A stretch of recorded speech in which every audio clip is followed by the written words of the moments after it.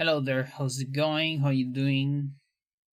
Song is Hawk's theme Advance Wars 2. One of my favorites of the game, for sure. Like that song a whole lot. I couldn't find a loop version, like at least two loops, There's like the extended versions in gaming, and then there's like the one loop version. It's usually like that in YouTube gaming. I wanted like two loops because I don't want like a half-hour video, But it's fine. What am I trying to find here? This thing. Okay. No, the other. Alright, we're gonna go for tutorials. I have plenty of stuff to do on tutorials. Into that darkness Still. peering. Long I stood there, wondering, fearing. So see if I can cover. I don't know if all of them, but at least enough.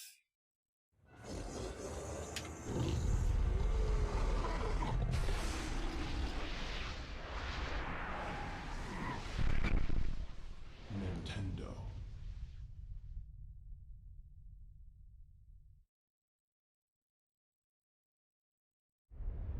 We're gonna start with Lindsay.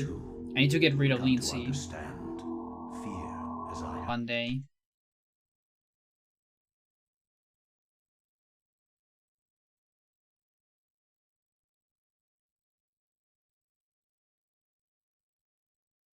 Oh shit, I didn't change the game. I didn't change the game exactly. Thanks. We're gonna change it now. I changed everything else. Spelunky 2 Advanced Tutorial, exactly. What are you doing, Nana?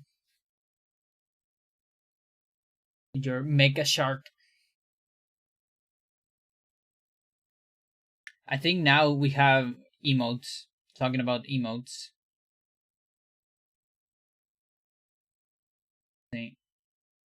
Are they here? Yes, they are. Cool.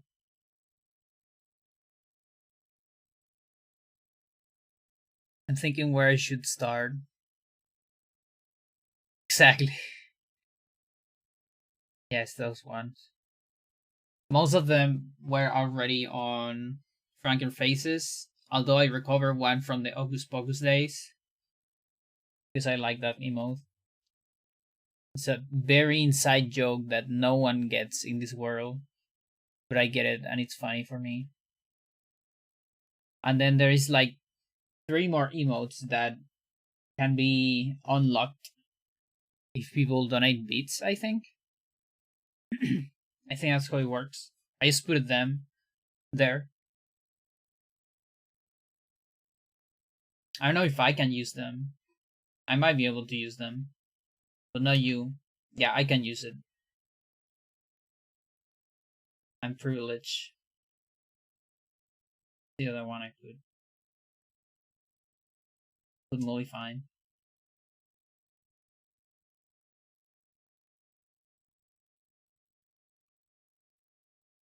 Let's see. Yeah, like this guy. That guy is great. Do you have you seen that video? No. Do you know the reference for that or not? I love that emote. I've been thinking even putting that emote as a like a channel emote just because I want to use it to say hello to people. You don't know that reference? Okay.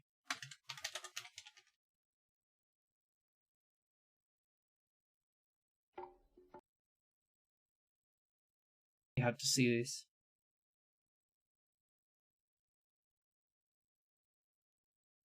This is very important.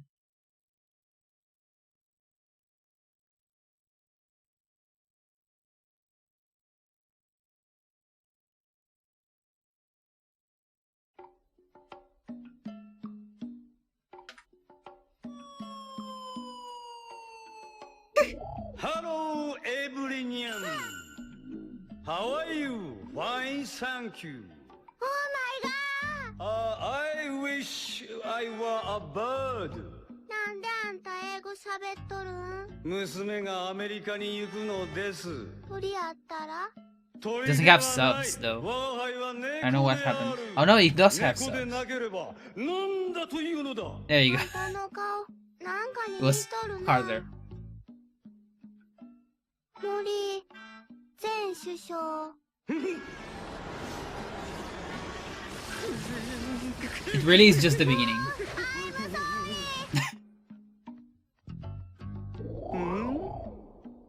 Yeah, I don't even know this anime, but I like this guy.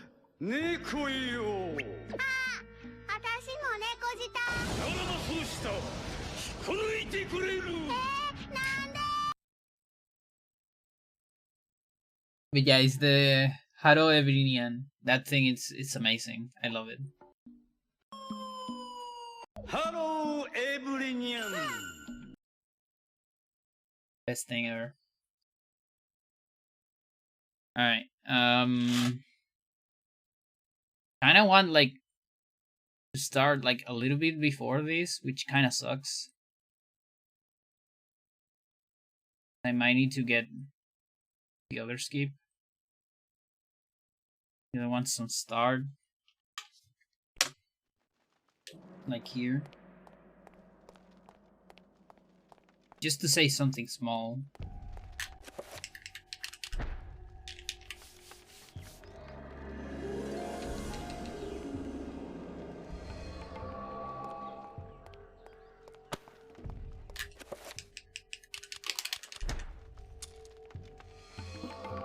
I submitted to ESA.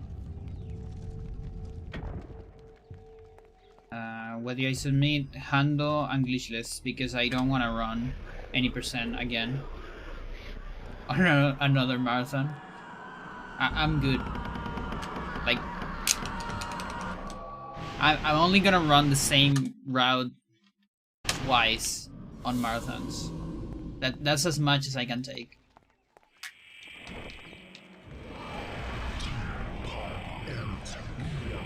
The previous one, I actually ran it 3 times, which was too much for me.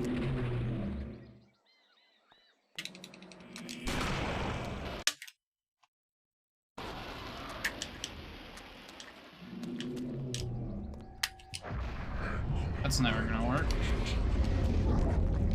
Literally impossible.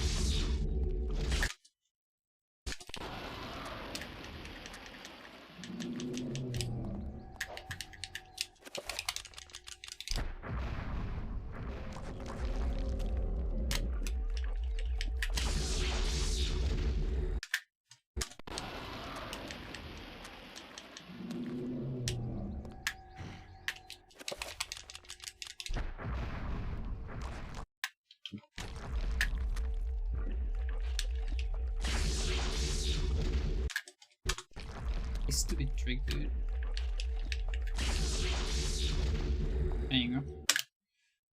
Okay, so I can talk from here, probably. Let's be sure that I get the bleeding walls at least.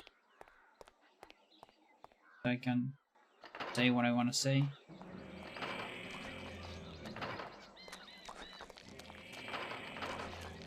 Should trigger.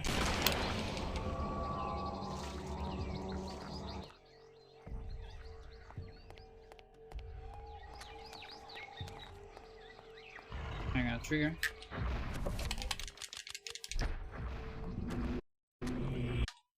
Not yet. Oh, interesting.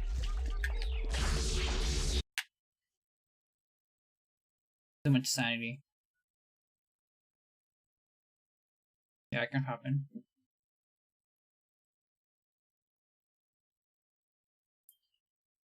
Although you might still trigger on the next room.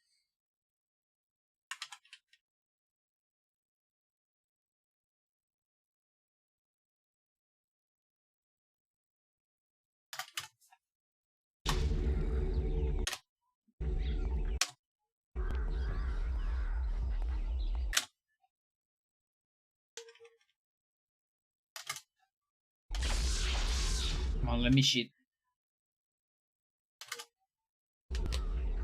No.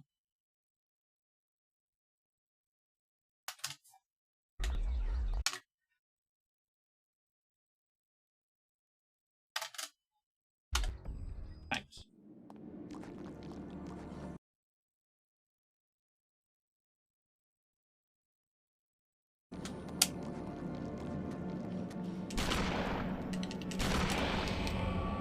We are on here. Maybe. There it is. Okay. Yeah, so it is kind of guaranteed. With this thing, it's not guaranteed with the other. Yeah, okay. Let's go back here.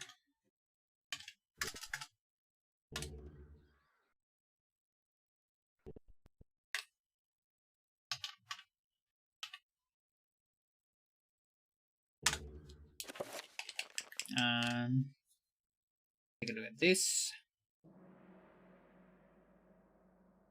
Still obsessed with that video, by the way. What video? With the oh my god? Or another video?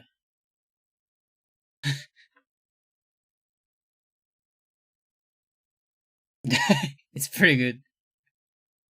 You find it?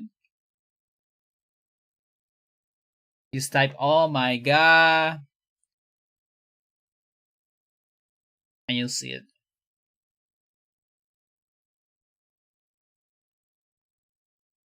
It's also like a very antique video. I think it's from Binsus. Like old Binsus.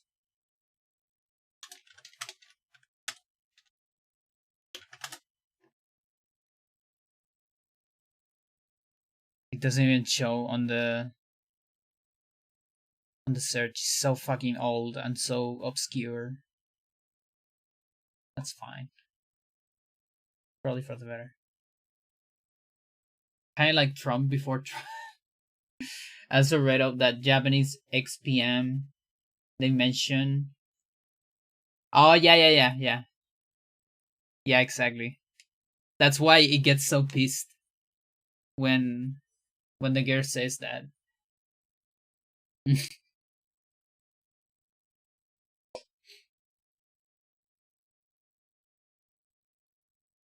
Alright, let's record this shit.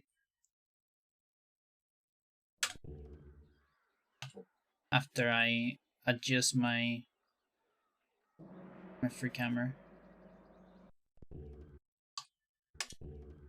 Alright. So Silver Skip or favorite. So Silver Skip is way different than Bronze Skip. If you're familiar with Bronze Skip, which you probably aren't because you definitely want to start with this one before Bronze Skip, but whatever. This one is way easier and way more consistent. It's still a hard trick, in my opinion, but it's definitely a you can get consistent with this one, and you can get to this level where if you failed it, you definitely feel like it's your fault. Okay, so I like that kind of tricks. So there is a couple things that you need to like take into account before tackling this trick. One of them kind of depends on Bronze Skip. So there's basically 3 ways in which you can start on this room. Okay, so first of all, Silver Skip attempts to skip all the silver elements, both bracelet and necklace. Okay, so that means you're not getting the metal bracelet. You know, the metal bracelet that you usually use here to replace with this silver bracelet. You don't take that, okay? Just forget about that. Which means you can do this with or without Bronze Skip, okay? It's completely fine. You can just put it on your route independently, okay? So thinking about that, there's, like I said before, 3 ways you might start on this room. One is you just go for a regular beginner strat. The second option is you go for moving in Bronze cutscene. And the third option is you go after Bronze Skip. Okay. So what I'm telling you about that is because of stamina. Okay, so the first option, the beginner one, you have enough stamina. Your stamina is kind of alright because you recover all your stamina during bronze cutscene. Okay, in that case, you might still go for a little bit of sneak, but I guess we're gonna talk about that. Then, if you go for either bronze keep or moving in bronze cutscene, you're gonna need more stamina. Okay, Lindsay's gonna be more closer to tired, especially the second option. So let's take a look a little bit of that. So don't really pay that much attention to my stamina right now, but more to what I'm gonna say. So this is after either of the three options. You just go. Oh no, hang on. Let's begin again. So on this room, Lindsay might be tired, like a little bit tired if you chose the second option. So I'm probably gonna put the options on the screen or something. 1 is beginner, 2 is moving on bronze, and 3 is bronze skip. Okay, so if you're following 2, you might be tired because it's the most like stamina heavy one. In that case, in the case of 2, you probably want to start sneaking on this door before this transition right there. That should be enough, okay, for option 2. For 1 and 3, it doesn't matter. You're fine, okay? So let's keep going.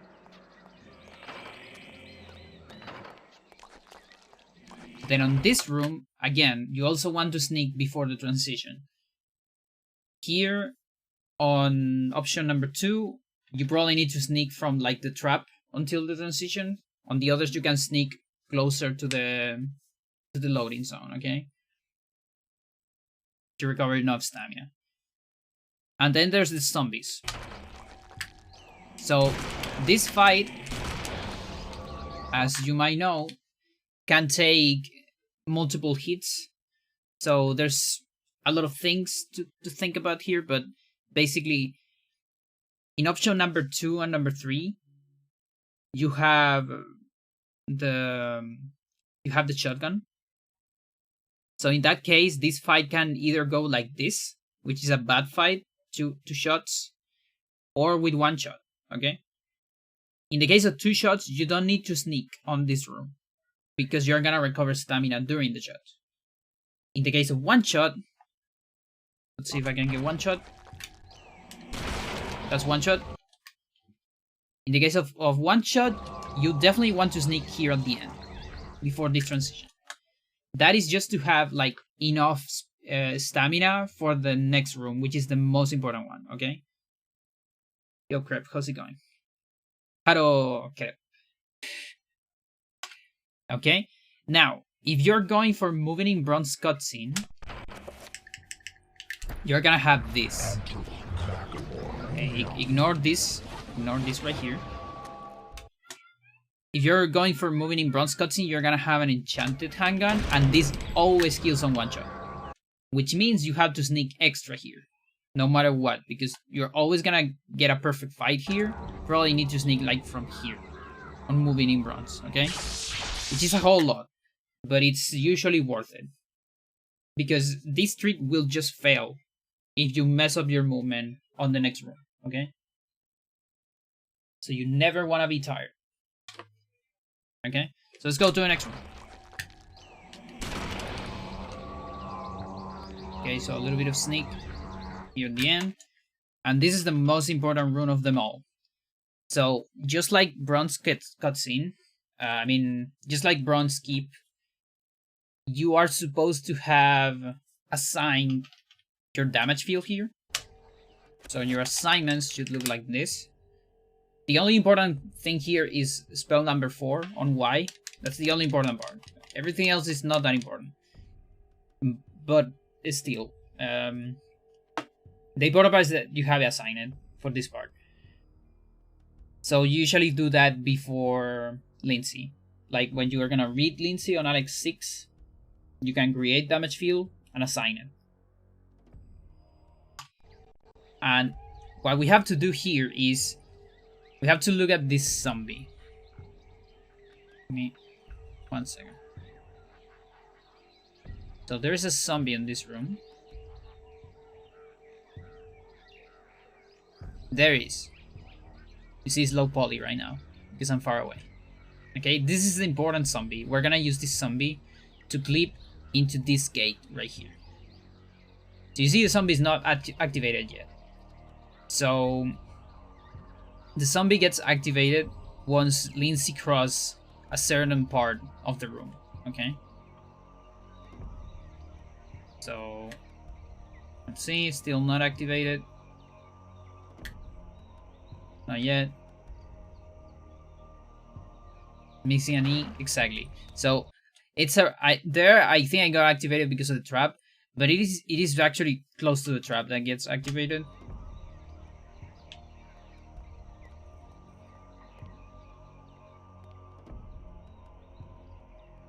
Okay. No, actually, if you don't touch the trap, I think it's on this line. Is it on this line? Yeah. There you go. So this line right here is where it gets activated. The line of the trap right here. This line. Okay?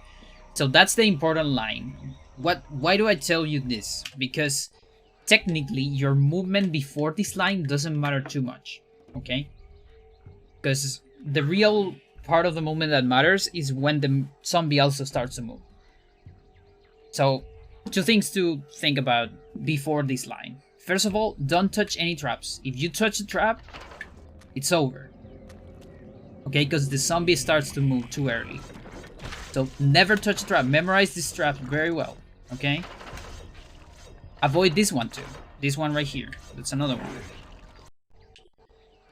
So you have to walk this way and then here. This little corner. You can actually touch this one when you enter. Like it's kind of a ride. But just be sure to start from this part, okay? So here's a little backup. If you forget to sneak or something, and you know, like Lindsay is about to get tired, or you think you won't have enough stamina for the next part or something, you can actually sneak on this part. Let's say you forgot, because remember, the zombie doesn't move during this part of the room.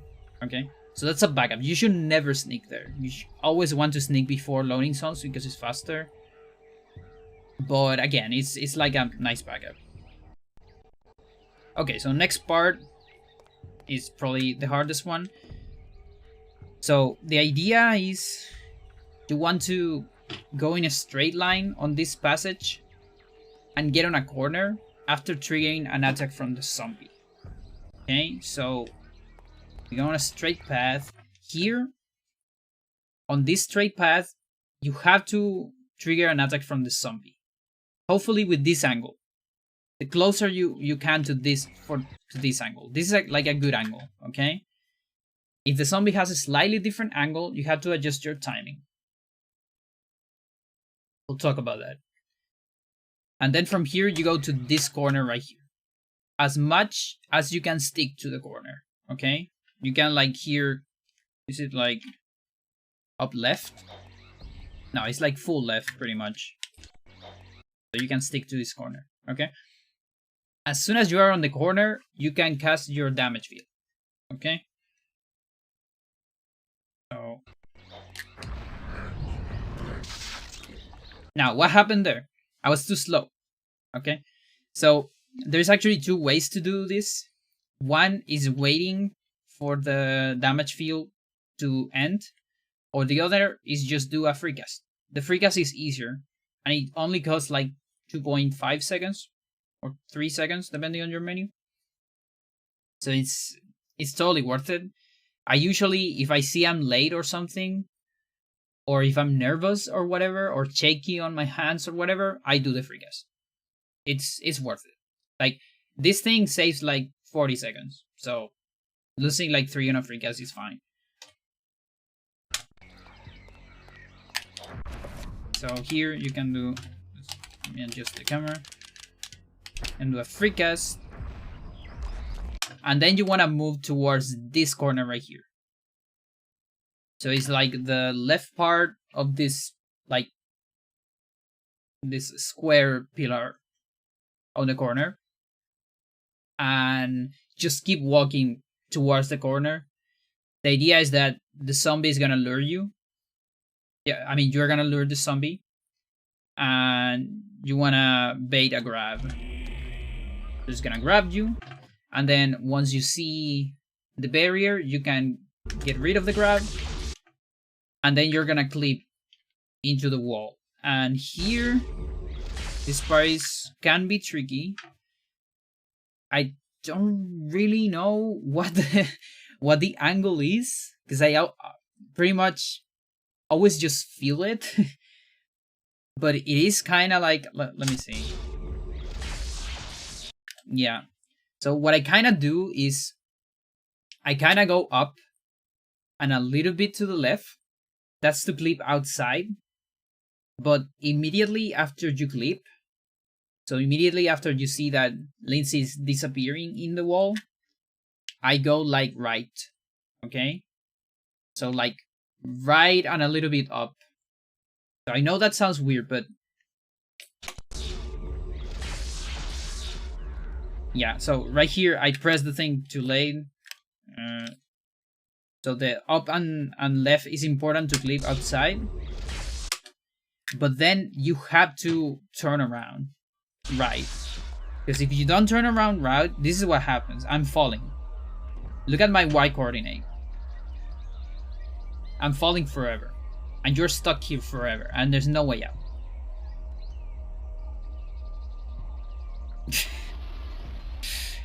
So this is kind of my strat. You know, up a little bit left. Once you clip, full right.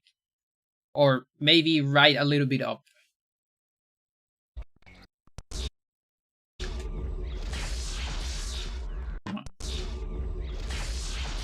This is a weird clip though. Let's do it again. Yeah, it's a very weird clip. Usually don't see this kind of clip, honestly.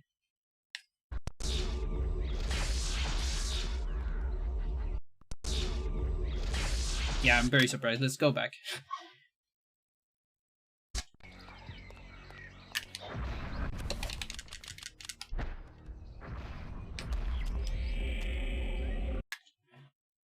Alright, let's save here. Yeah, I'm not really sure what's going on here. I usually don't get this behavior. Some weird behavior.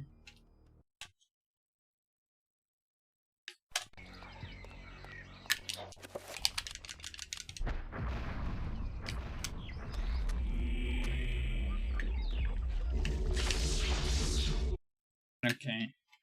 Seems better? Yeah, okay. Yeah.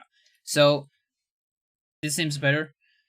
So it is really like a tiny bit up.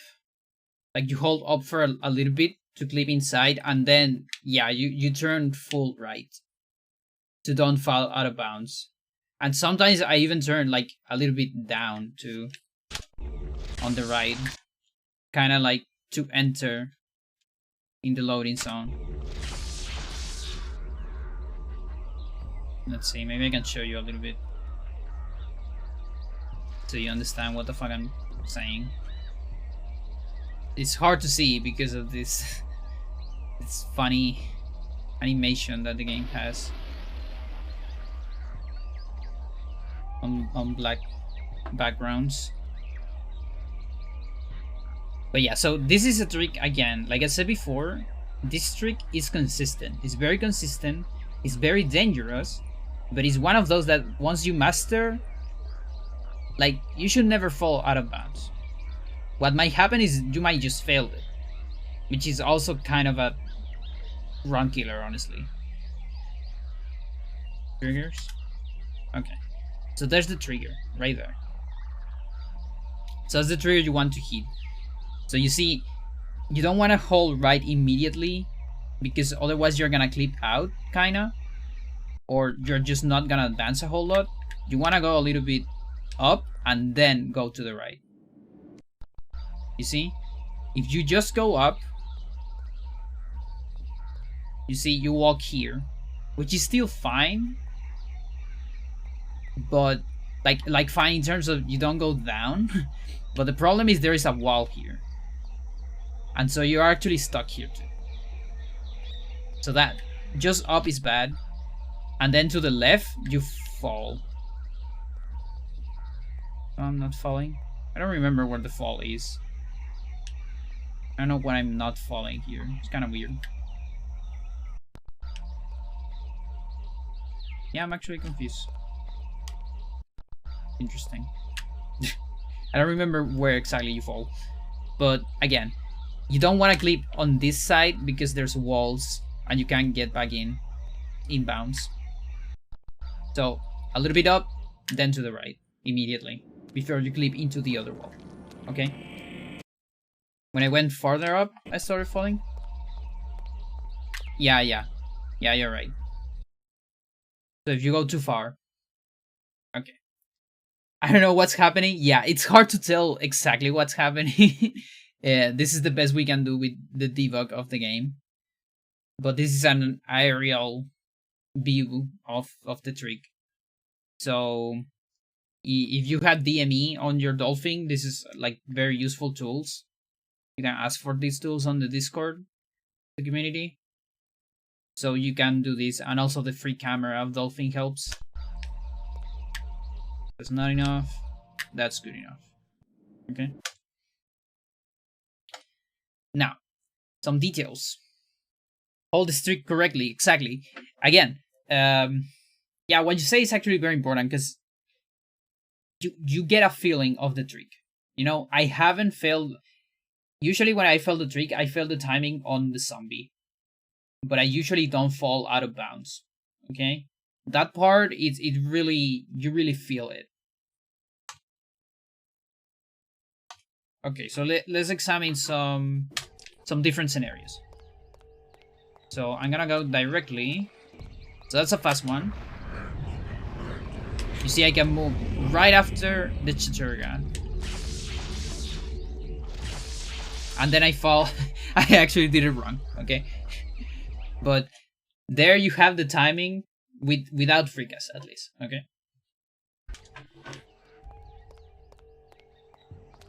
Now, what about this? Okay. Go again. So this one, something important, you don't want to walk immediately. So even if you have the fricas, you don't want to move immediately here. Most of the time you want to wait a tiny bit because there is a little chance, there's the risk that the zombie turns around. Does it turn too long? This turn is still fine. Yeah, that one's still fine, but sometimes the zombie gets a little bit confused and does it like an extra turn. So I recommend you to always wait some bit here, even if you had fricas, and maybe don't move until you see the zombie starting to move. And then with the fricas, you can still move before the thing finishes, you know? Also, another thing here, sometimes you are way too fast, okay? That can happen. Or the angle of the zombie, it's too close to you, and it does a turnaround way too fast. So you kind of need to react to the timing of the damage field here. If you do this release too fast, there's a possibility that you push the zombie before the damage field. I don't really know if I can get that example to show it to you. It's kind of hard, but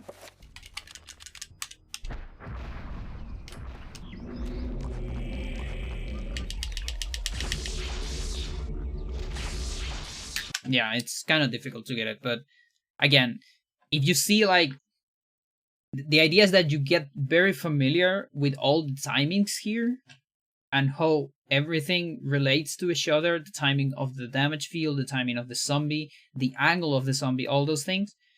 So you can get an intuition of how much you want to hold the grab, and how much when you want to do free cast, when you don't want to do free cast, and also how much you want to delay your thing right here. Because, for example, if you get a bad angle here, let's see, like if you get, okay, this angle is good. Let's say your movement is a little bit off, and maybe the zombie has like this angle. Well, that angle is almost impossible, but yeah, no, that one's never gonna happen. Maybe this one. So that one's a little bit off. In that case, you probably want to delay your cast a little bit to give more time to the zombie to reach you. But yeah, like there, I didn't do it very well. But yeah, you have to play around with it. Like there's a lot of variables, but it gets really consistent. Like seriously, the good thing about this one is this position right here, this corner is very consistent. Okay, once you get to this corner, and then this other corner is also very consistent. Okay, so that's the good part, and also both are very easy to see. Okay, those are the two important positions for this trick. And the other thing is this movement here. You have to get good at this movement from this to this. Okay, the most important part is when the zombie attacks you here, you have to trigger an attack. Okay, remember that, because that's important, so the zombie then turns around and you have the perfect timing.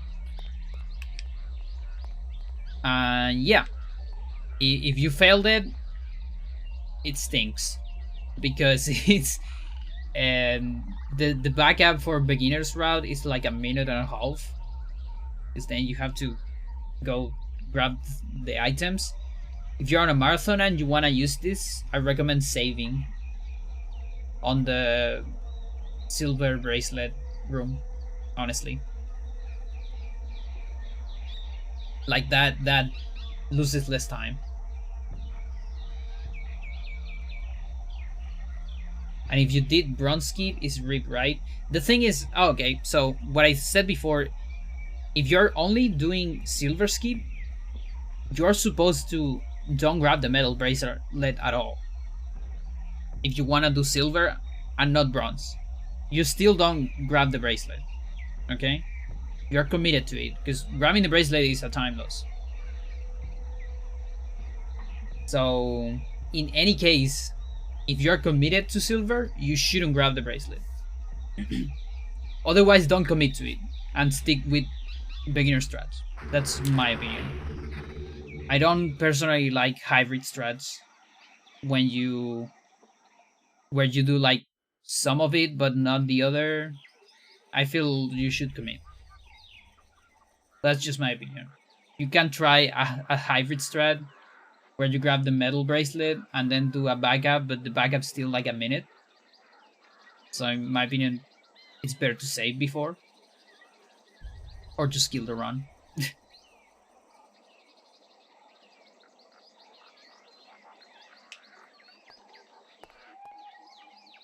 What's like a red line right there?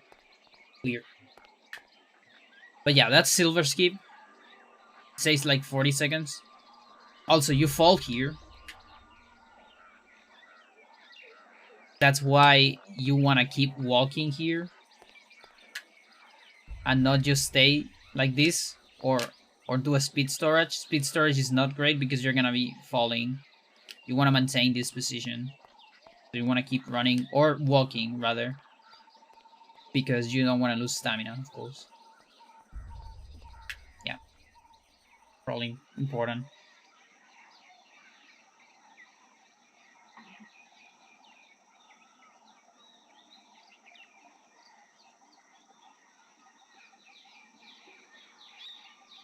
Okay, next one can be hallway.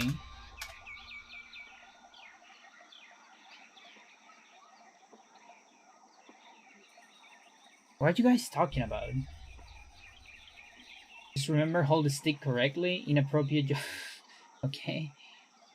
You know, yesterday No, today actually. I read the terms of service. I already did it in the past, you know. Of course, when I accepted affiliate, I did that, yes. But I read them again because I forget a lot of them. And, you know, it's very non explicit about most of the stuff that people say is not allowed. Like, most of the terms of service of Twitch are for like legal stuff in terms of copyright, propaganda, and like legislation of your country. There's like 30 points. 29 of those are about what I said, and like said in very different ways, and it's kind of confusing. And then there's one line, which is point number 1, I think, of the terms of service, that says that you are not allowed to do blasphemy, pornographic stuff, what else? Illegal stuff, illicit stuff, things that can be censored, and there's another word that they use. So it says all those words, but it doesn't specify anything in particular. You see, like, okay, you are not allowed to do porno. Agree, okay. But what does it mean to do porno? You know what I mean? Like for example, the other day people were afraid of the leg thing. Like if I put I don't know, like, show me your leg, show me your feet for points, for channel points or something. I'm not gonna do it, by the way, but I'm just thinking, like, that is not explicitly banned. And I'm not talking about putting a rule, you're not allowed to change points for feet. No. I'm talking about, for example, you're not allowed to exchange, I don't know, body expression or something, or for channel points. That is not really on the terms of service. So it's very subjective. It's extremely subjective, and that makes really weird to even like I don't know. Damning for point, yeah. Like, are you allowed to lose your your integrity, your soul integrity for points? The truth is, the problem isn't really thus, but mass reporting. Yeah, exactly. It's true.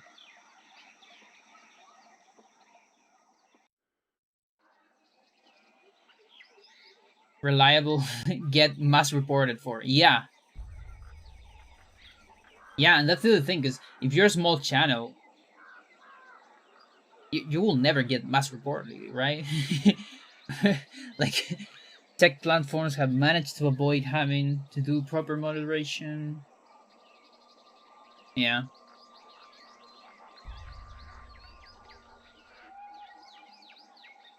Famous last words, yeah. No, it's crazy. I mean, yeah, like last words before disaster. Now, I do see people, like, even if you have a smart channel, I wouldn't be surprised if you get, like, you can get mass reported by a lot of people that don't care about your channel and has never watched your channel. Why I convinced that that might be a thing? It's just, you just gotta read Reddit. Like, something I noticed on Reddit, I wasn't aware of it. A lot of people are aware of this before me, but I wasn't aware of this. I don't understand why people downvote stuff on Reddit. Like, what is the? It's like, because it's like dislike on YouTube, you know. But like, I noticed with a lot of my posts, like the ones that actually got some traction. I got one that got like 100 karma or whatever, and I started seeing it on like live, on upvote, downvote, and it was going up and down all the time, like literally, not every second, but like every minute maybe. It was going up, down, up, down, up all the time. I was like, dude, nobody knows what's even going on here, because I'm like, there's like 500 upvotes and downvotes here, so it's, you know, they cancel each other. But my video doesn't have that amount of views. My video has like 100 views or 80 at that point. And so there's literally people just like, you know, doing that because they're I don't know, bored or something.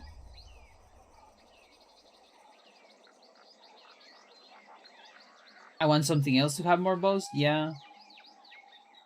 Mediocrity so much. Yeah, I mean, the posts that get the most votes on Reddit is memes, basically. You get a world record, you will get some votes. You do a good meme, you're gonna get thousands. Or hundreds, at least. Extremely least. Yeah, some of them are good. Like, I don't want to cheat on memes. Some of them are pretty good. But I do think it's like, it's less work to do that meme. Even if it is a good meme, it's just an image with some text and maybe some Photoshop, which is okay, some work, but that's nothing compared to a world record or a tutorial or a video progression or anything else, right? But yeah, I was surprised, like with that one that one post that blew up just a little bit.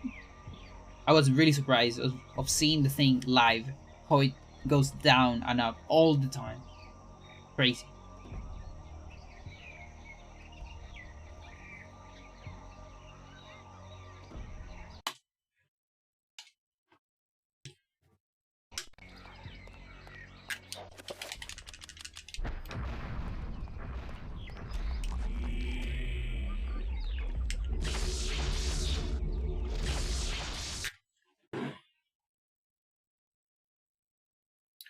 All right.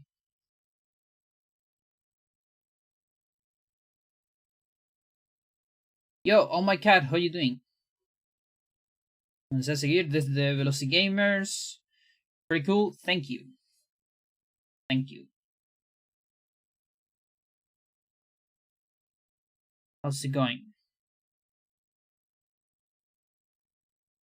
Yo, crap, you know a little bit of Spanish, right?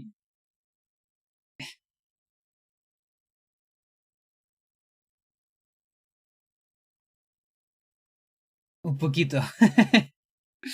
Yeah, that's good. That's pretty good. You're doing it great. What is your favorite food on Spanish? I only know one word. Which word? No. No? Exactly. I knew it. I was waiting for you.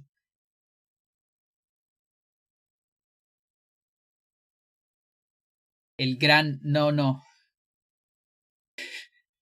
Gran ñoño. You know, it's funny to say ñoño on Spanish because ñoño is like nerd, kinda, and like it's an idiom in Spanish. When you say someone is a ñoño, you say it's like a nerd or like sometimes it can also be like cringe or stuff like that, kinda. But it's usually just a nerd, like someone that really knows a lot about something, and you make fun of them because of that, you know, because they know too much about something and they talk too much about that. That's a ñoño, usually. Pollo y arroz. Nice. Enchiladas. I actually don't know that. Like that's Mexican. So I don't even know what an enchilada is. I've heard a little bit of. I actually, you know, the only place where I heard enchiladas watching the Gazorpasor field. You know, like I remember Rick and Morty. Fucking Gazorpasor field. Treating. What's the name of the guy? Just give me my fucking enchiladas and all that. Say geek. Yeah, the geek is a better. Actually, more than nerd, geek. You're right. Yeah. Geek is better than nerd for that.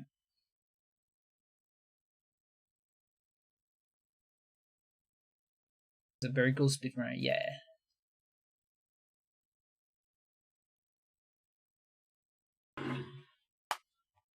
Iwami goat. Alright. Let's go for hallway skip.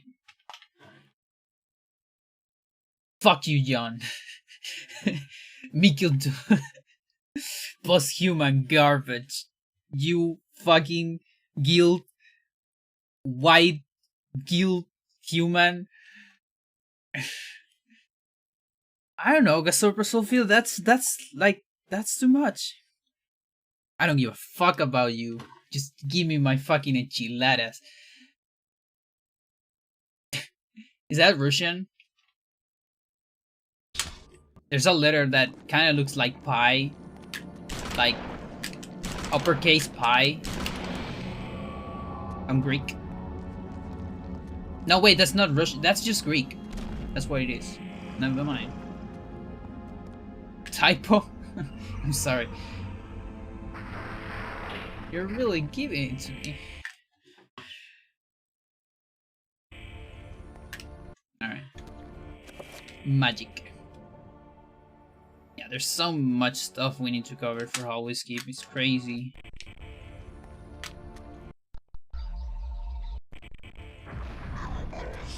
It is Russian?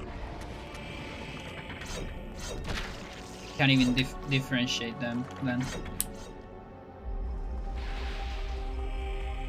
What did it say? Husky?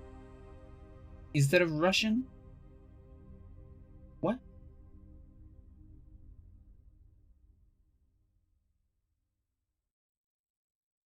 Like pussy? The alphabet is Cyrillic.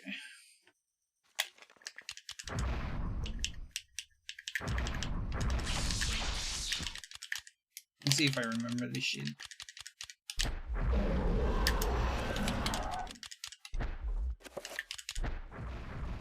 Is it in Russia, Ukraine, Kazakhstan, Mongolia? Interesting.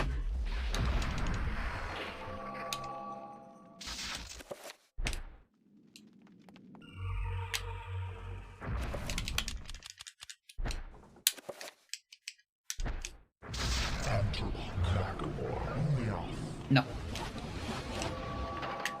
Whatever. Alright. Yeah, this is gonna be a hard one to make a tutorial of.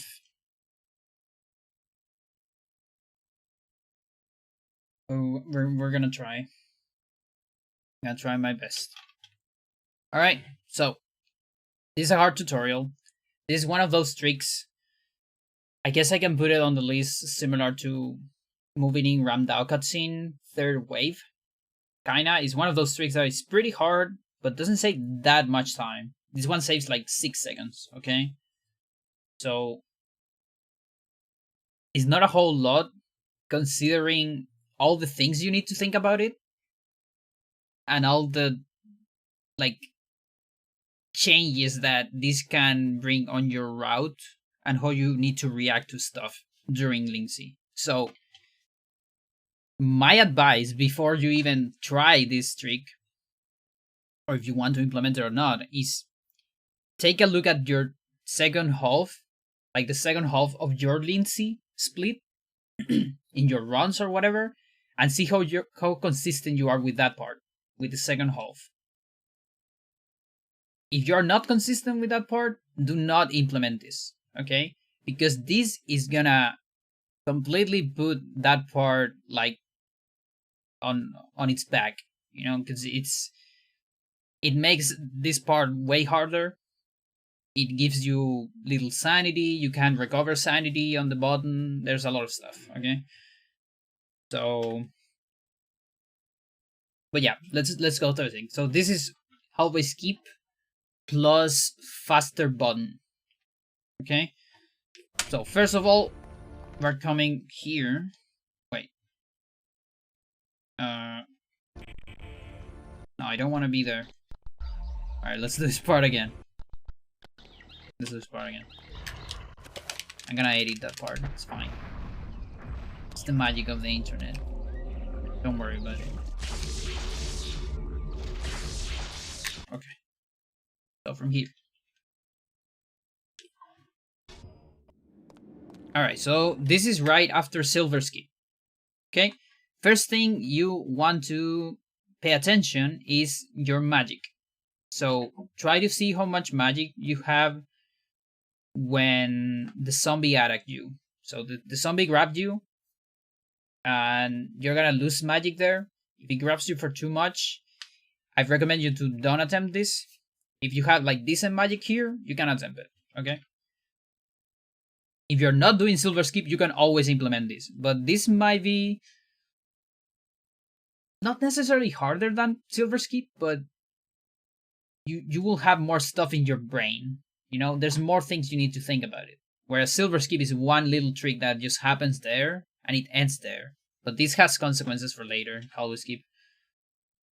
So we kill this zombie.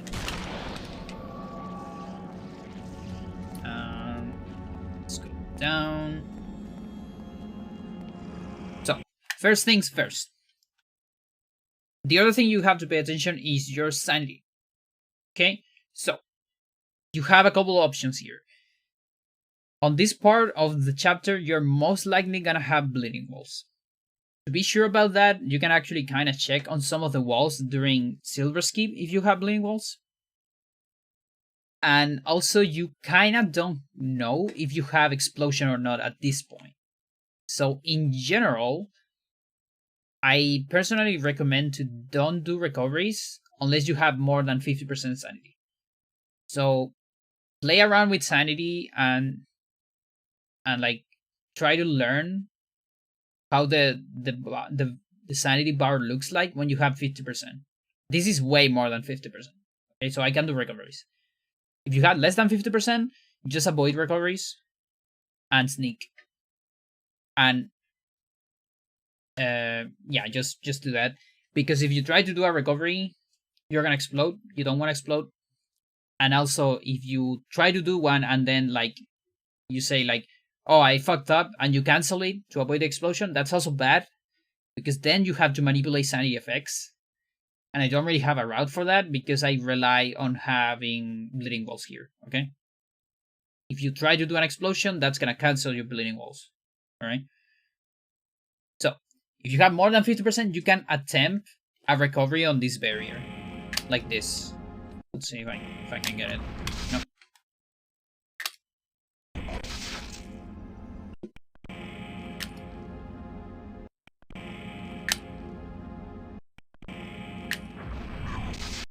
It's hard. There you go. So this is a 8-frame window. You can't really do the 12-frame strat because you're gonna... Like, Lindsay's gonna stop very fast and it's gonna turn around to target the zombie that is up. So you can't really do it with target. So it's a very tiny window. And this is why I tell you, if you have less than 50% sanity, don't even try this. Because if you failed it, you're gonna trigger an explosion. Like if you get it inside the cutscene, you won't explode. But you're still gonna trigger the sanity effect on your sanity timer or next effect, you know? And that's bad. Because you're gonna cancel bleeding walls.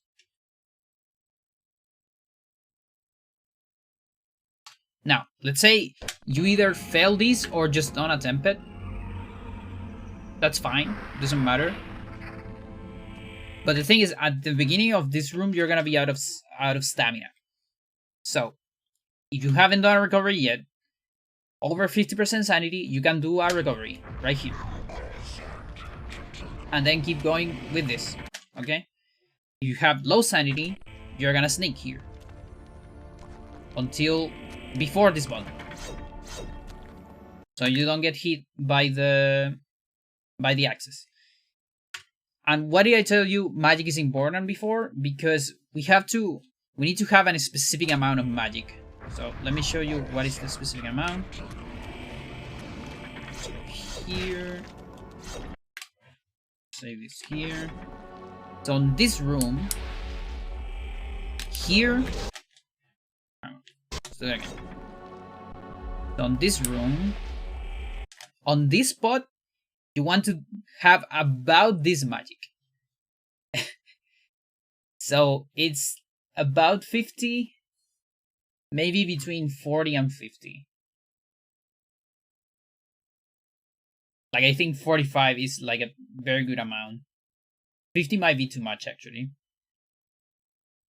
And why is that? Because we need to cast some spells. We need to have enough magic to cast some spells, but also low magic to do no magic message later. Okay? So, yeah, it's complicated. This is probably the hardest part, getting this magic right. I kind of have a feeling of how this magic bar looks when I'm on this part. Like, I do feel like between 40 and 45 is pretty good for this part. So your magic kind of looks like this. It's close to this spot. Yeah, and that's why you want to pay attention to your magic after Silver Skip 2. Because if your magic's too low, even if you have higher sanity, you might not want to do a recovery, so you have good magic on this part. Okay? So you see, it's a lot of variables you have to think about. So what do we do once you are on this part, though? Okay? Now we're gonna be low sanity here, but that's fine. We got our bleeding walls already, so it's totally alright. So first of all, if you see your magic, it's not like this here, on this spot, and like, you're like, I don't know, you're like nervous or whatever, I recommend you to just go beginner. I do that on half of my runs, actually. I see, okay, my magic route is messed up, I'm just gonna go for a normal strat. Again, it's since 6 seconds, it doesn't matter, it's not that much. So, you're confused, whatever, panicking, okay, whatever, let's just do the normal strat, and it's just cleaning this and nothing else. And the good part about that is that you can do the usual strat later on the bottom of the statue, where you recover all your sanity, which is the one I showed on the beginner's tutorial, okay? Which is very consistent on all that. Now, if you're not panicking and you're feeling like very good with this game, we can do this part. So the first thing we're gonna do is a reveal. So the reveal needs to be done around here. So it's kinda close to the red Gomor, kinda between the red Gomor and the torch, more or less. A little bit after that line, you know, the line that these 2 points mark, just a little bit after. So you're gonna cast a reveal there, and this is gonna be a free reveal. So you cast a reveal, you have reveal assigned from max. Always do everything from assignments, remember. Otherwise, there's no time save here. That's the whole point of this, is that you have assignments. You're gonna do it with a speed storage, and then you're gonna pause immediately for the free cast. Okay, so let's go here. I did all of that there. I press the thing, I press the spell, the speed storage, and the pause. Then go for the free cast, okay? No, actually... Okay, so I did all those 3 things. Now we're gonna do a free cast, but before you do the free cast, you're gonna make a spell. You're gonna make this spell. There you go. Then go here and assign this spell Uyoth. Okay? If you are on Uyoth route, we're just gonna cover that. So then you can do a scroll trick to go back to cast here, and then go to the item to do the free cast. Okay? Once you do this free cast, you want to get close to the cobweb and cast a dispel. Okay? So there. I casted a dispel. The dispel that I just assigned. Okay? And now we're gonna free cast that. And then you want to pause immediately and examine, use this thing. Use the brush. Okay? So it's 3 pauses. 1 to free cast. The first pause is to free cast the reveal and create and assign dispel. The second one is to free cast this spell. And the third one is to use the brooch. Okay? There you go. You're gonna see 2 spells being casted. You see the reveal is already over here. And you know the dispel is going on. So what you need to do here is once you see the examine of the bracelet, I mean the necklace, you want to press B 4 times. Okay? You like actually to grab it and get rid of everything is 5. But the thing is, if you press 5 times, if you just match B and press 5 times too fast, you might not get the next part. Okay? There is actually a timing on all this thing with these spells where you can just match B and it's safe. But in my opinion, I think it's better to press it 4 times and the next one on the next cutscene. That is just my safe strat. Because if you don't get this thing on the next part, you're losing a bunch of time, actually. Okay? So, pay attention to examine. When you see the examine, press B 4 times. There it is. Da. So you're gonna see this. You're gonna see the item get and the message of you got the item. Just leave this message until the next part. Now the dispel is gonna transfer you to the next room. Okay, so let's see how that looks without doing anything. This is what you're gonna see, okay, on the next room. Okay. And now you need to get rid of this message. So it's another B when you get to the next. Here you can press B. And immediately match recovery. Recovery Chaturga to get a no magic message. Okay? And from that no magic message, a pause. Remember this? This is the same idea of Kareem. A pause and an unpause to recover movement. And here, I'm gonna try to show you where I am, maybe? I don't know if I can, but kinda. So, Lindsay, you can kinda see here the cancel spell. That's where Lindsay is. He's invisible. Okay? He's on this part of the cutscene. Just for you to know, this is the mantra cutscene. When you deactivate this thing. Okay? But you are actually in this room invisible. So the objective here is you want to walk into that loading zone right there before the cutscene ends, so you can avoid the other hallway, and that's why it's called hallway skip. Okay. So to do that, the movement is kind of tricky. You wanna do it with sneak, and you wanna go from left to up in that order. So you go to left a little bit and then start circling towards up. Okay? This will be much easier with an input display. I might actually have one. Hang on. I think I have one for computer. Forgot about that.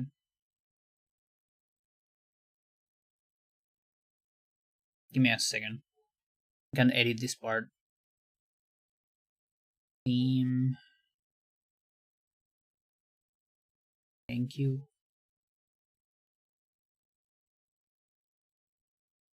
Streamer. Purple.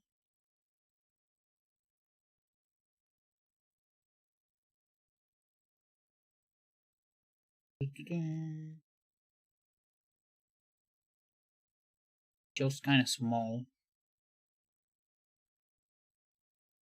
Oh, because I have adapted. Okay. What is a protractor, by the way? No. Forgot to ask you.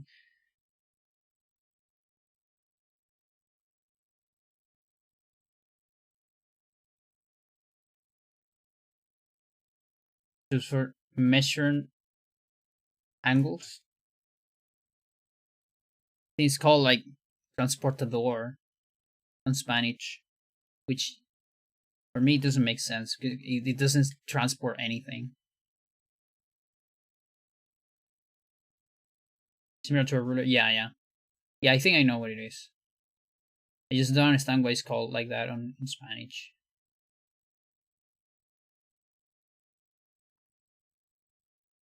Alright, I'm gonna have to hide the ME a little bit.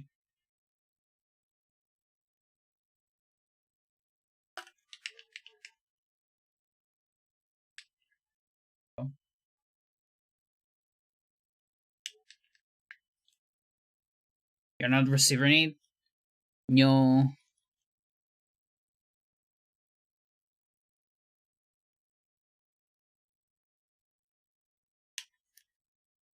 Alright, never mind.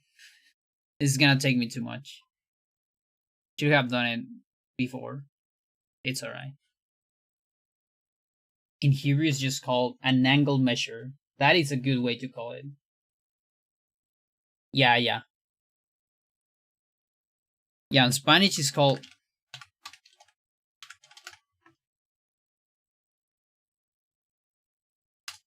It's called dad, which is like transporter, like something that transport stuff.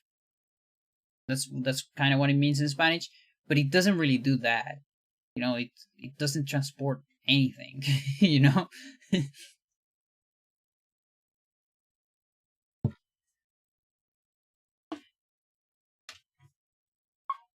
All right, so yeah. All right, so what I can tell you here is you want to sneak a little bit to the left, like full left. You go full left, sneak for a tiny bit. I don't know, like half a second maybe. It's really not that long. And then you want to go full up, like circling, you know, kind of like a Street Fighter move from left to up, okay? And when you go up, you want to stop sneaking, okay? So the sneak is only on the left. That's to turn around Lindsay. And then the up is to actually get into the loading zone, all right? So that's after this pause. And there you go. And now we're on this room.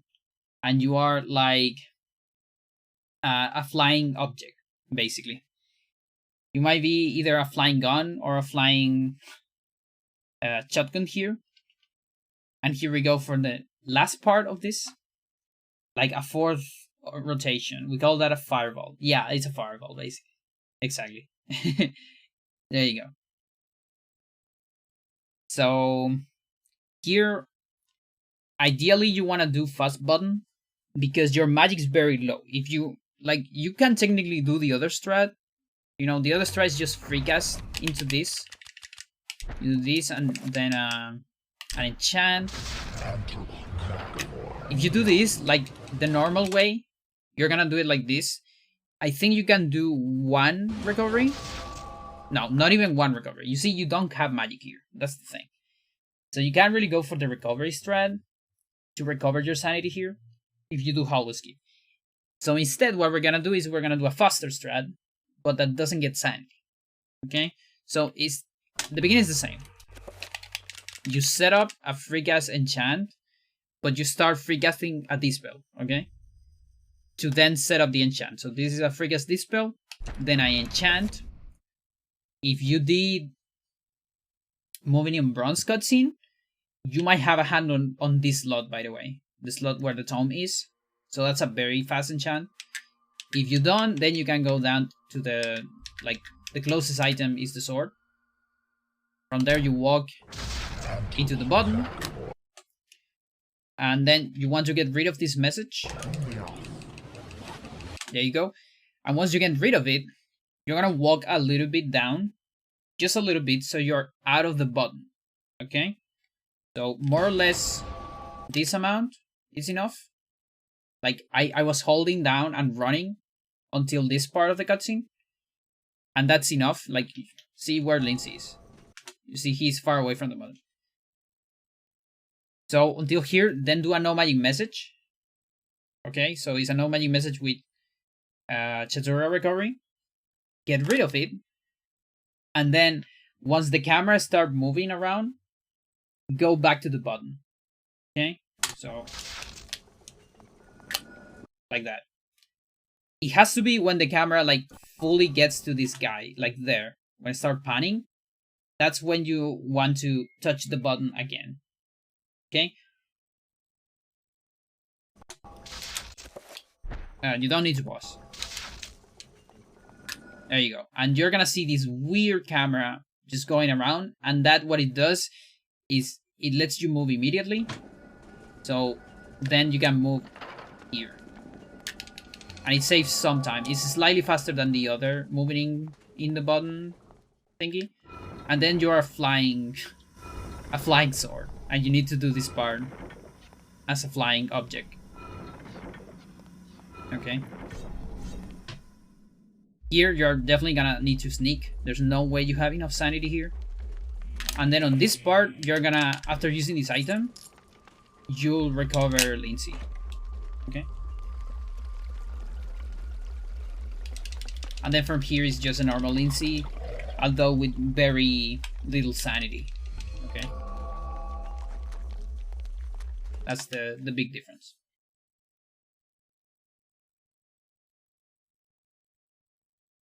So yeah, it's a whole lot of stuff, but I really cannot do it.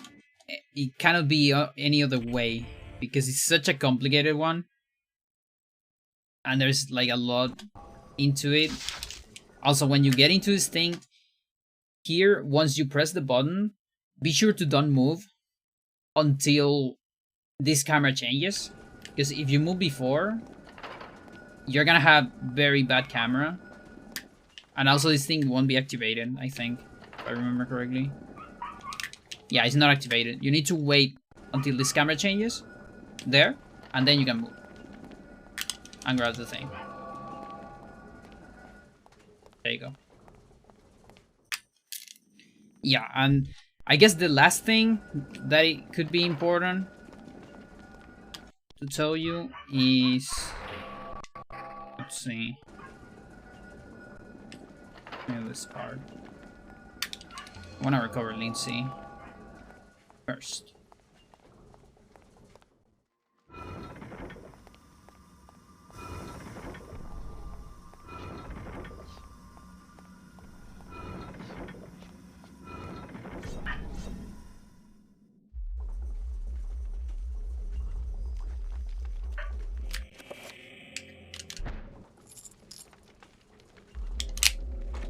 That face though, the face of the statue, or the face of Lindsay, the invisible face, or my face. Statue, I see. You're not affected by the... Why are you not affected by that? That's so unfair. Jesus. Alright, so like the last thing... Dogs. I'll wait for the dogs. I'm alright. Waiting for those. Alright, so the last thing, if you're doing this thing, you probably want to learn how to do safe recoveries or explosion-less recoveries. Because you're probably gonna need one later. Remember, you go very low on sanity, and even though my sanity doesn't look that bad here, like this is pretty decent sanity for this route, if you get bad zombies on Nethlek rune, your sanity is gonna be way lower, okay? And also your health might look lower and all that. So you definitely want to learn to do those recoveries for later, not for this part, but for way later. I'm talking about the last basement, like probably can do one before tier, the tier room, kinda. And how you do that is you do a recovery. So we're gonna do a tutorial recovery right there. You're gonna free cast it. No, never mind. Let's go again. How you do that? You need to free cast a spell that is not recovery, and then on top of that free cast, you do a recovery. Okay? So, and be sure that you cancel the previous spell. That's very important. If you don't cancel the previous spell, you're still gonna get the explosion. Okay? So to avoid explosion, free cast this spell, for example, because it's the cheaper spell. So use a free cast this spell. Then I recommend keep going a little bit. Like, run a little bit because you're probably doing this while you're running, and then cast the recovery. Don't cast the recovery immediately. So that's just to prevent, like, you want the dispel to be cancelled on the floor for the runes to do the electricity noise. Okay, not just for the circle to appear. So wait a little bit before you cast the recovery. So here, then cast it, and then when you see the electricity, kind of the circuit breaker or whatever on the dispel, that means you got it. And this recovery right here won't make you explode. You see, I didn't explode, even though my sanity is below 50%. You should definitely learn that. Like, that is very useful, especially if you're going for risky lenses, okay? Because you don't want to lose your explosion. And yeah, that's all I have to say about this. That thing is gonna be a nightmare to edit. I might not even do it. Like, what the fuck? Just for 6 seconds.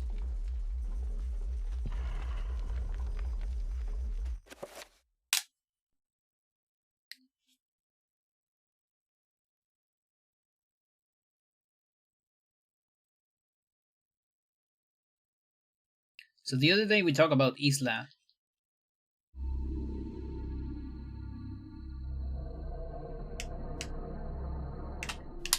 It's not really Street Fighter, this is KOF.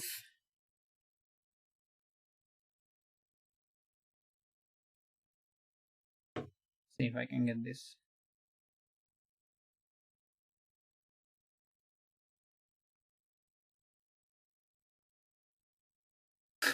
my YouTube now has a lot of Sonic, translated Sonic stuff.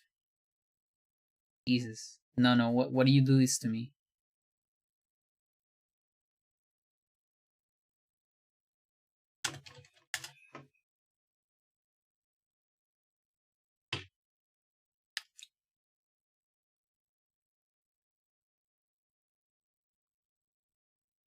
This is a character, the Chilean character. King of Fighters. I don't really play King of Fighters, but there's now a Chilean there. Apparently.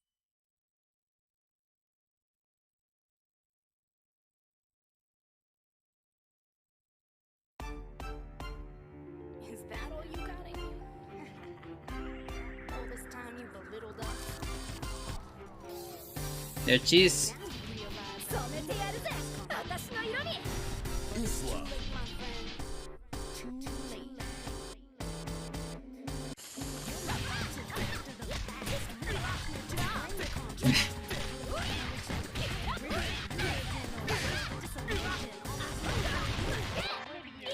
I really like that she fights like on the, like, with her arms in the pockets, like pretty much all the time. It's like badass.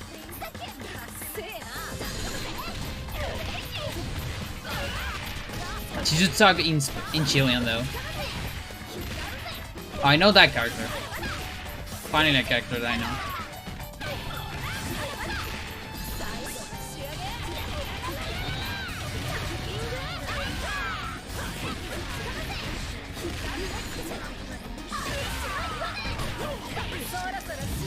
It's kind of like a JoJo, right?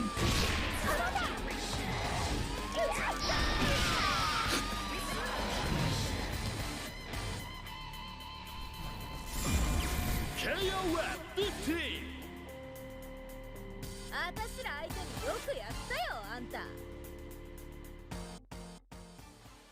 Yeah, it's pretty cool. I don't look like that, but there's people like that look like that in Chile.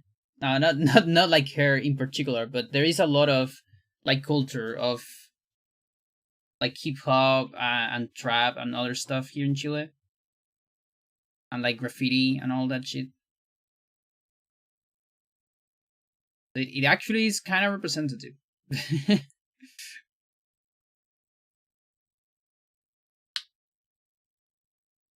Do it all out for love. A very weird kind of love. What's going on here? Is that from Cuff? Or did she said that? Is that on the bio?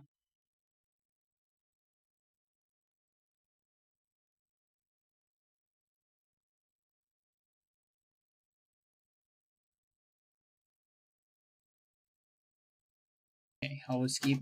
Goodbye. Faster enchanting button. Goodbye.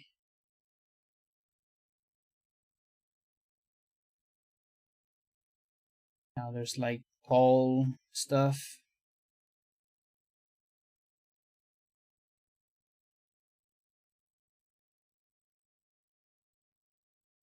Yeah, I guess we gotta go for pole. Sucks. The question from before, I was in the middle of something. Okay, I see. I see.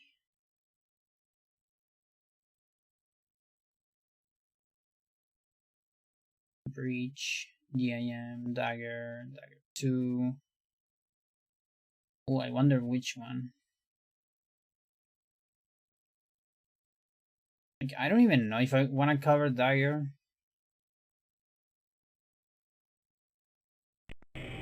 Definitely want to cover breach. I guess we can do this part from breach. No, this magic. What is this magic? Is that real? It's not. Okay.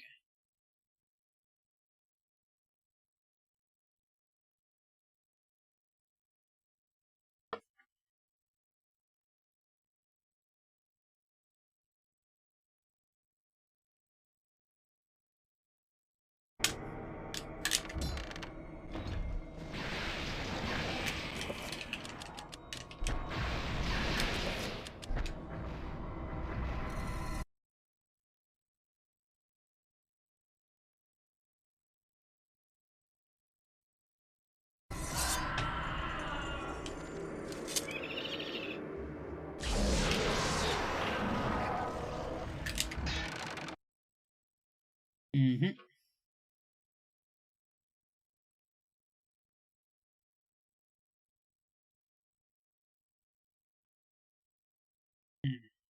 Yeah, I'm not sure if I want to do a tutorial for dagger cutscene.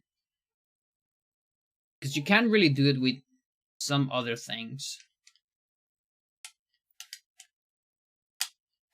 And then there's like moving in custodian, which is also a complicated one.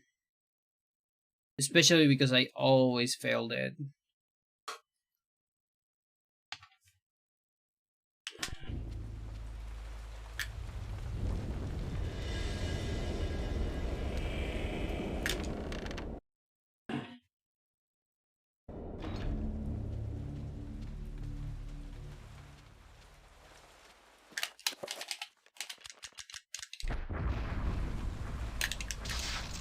Nice.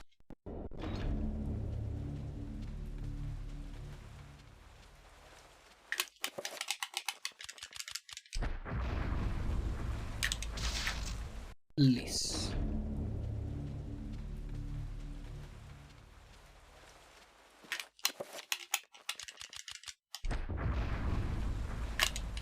Dude.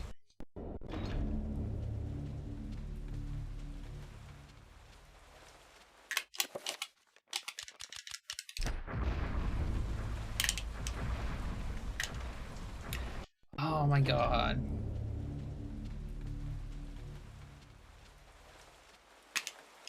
I am so ready to beat this map on GDQ when I run this part.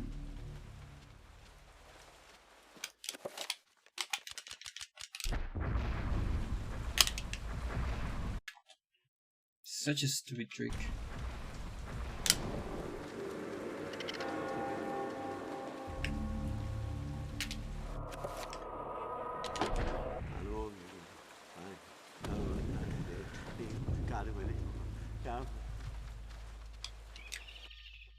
Ah, Brother Luther, not a moment too soon. Good to go, good luck. Alright, have a good one, Crep. Great. 4. Not enough. It's never enough. Never it's enough. I hate my life. I'm still close to this guy. Fuck you. Fuck you. Fuck you.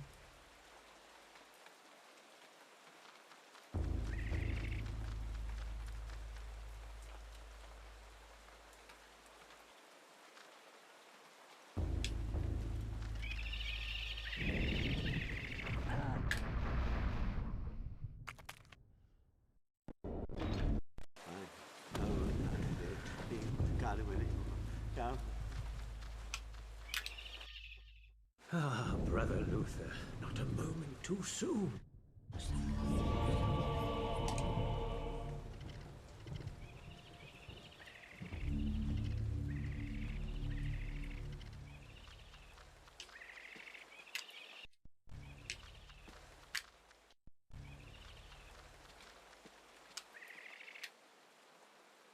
One, 3.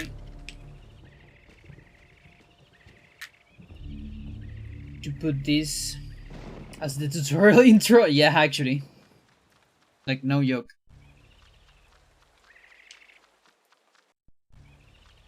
One, 2, 3.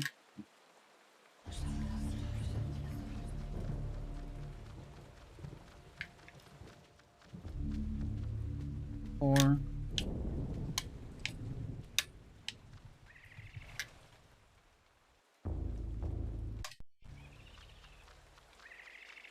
1, 2, 3. 1, 2, 3, 4. Yeah, okay, so I think my biggest mistake on the other runs actually was getting on the wrong side of the custodian. I was getting a lot on this side. And yeah, from here, my strat's never gonna work. So I should look to get more on this side. And that should solve it, I think.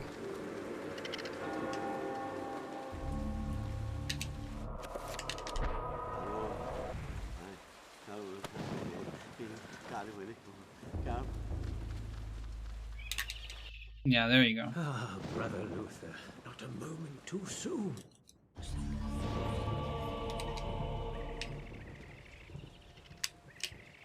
Yeah, this is still bad though. Even on the good side. Fucking hell, dude. It was too early. So even in the good side, there's not enough space. Like at this point, there might be more space on the other side. Weirdly enough.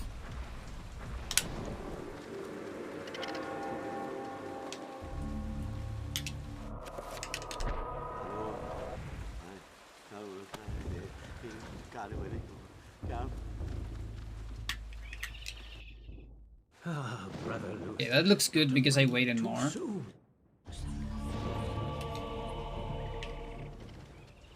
3, 1, 8, 4. Oh. Okay. Yeah, you know, when it works, it feels consistent. And then when it doesn't work, which is most of the time, it feels like bullshit. During runs, it usually feels like bullshit. But then I do it a couple times, and I get it on practice, and it's like, no, this is really consistent. But then it's such a weird trick. I don't get it. It might be just nerves. Maybe I just haven't done it enough time in runs. Like, this is one of the newer tricks in terms of me implementing it. It's not that new in terms of, you know, Sarah discovering it. But I was skipping this trick for a while. And now I started using it because I need to use it to get rid of proper tutorial. Roberto, skip.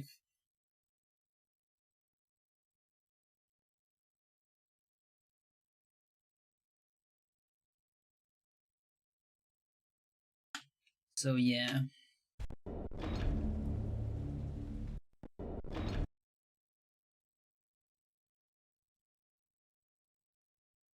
Alright. I'll do my best to explain this shit. Although... Oh, hang on. There's something weird here. These actually have different timing on versions, depending on the version. Holy shit.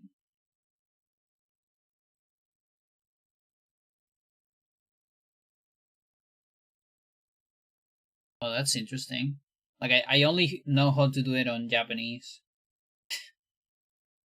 And even with that, I failed. You know what I mean? Let me see if I have like a US Deep into that darkness peering. save state. Long I stood there, I'll spell. wondering, fearing. No, why is it there? It shouldn't be there.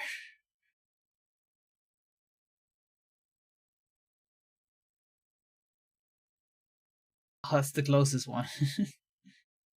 The previous one is on Alex 7. Sucks. Whatever.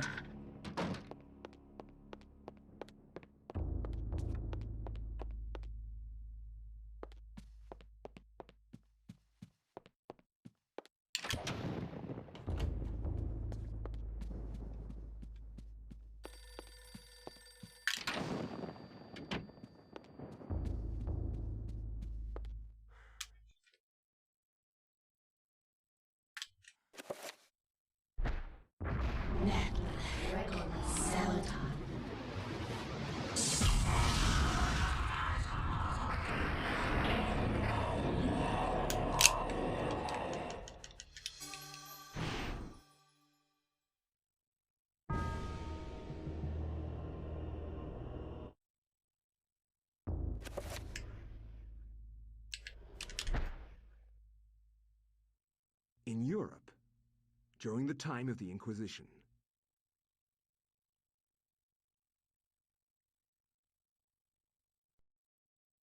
It's time to turbo. We got a turbo, motherfucker.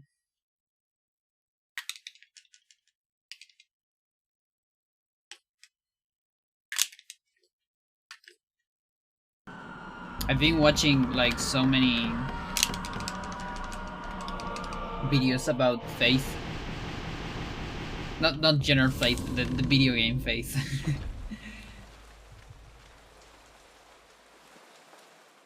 Kinda got obsessed with it again.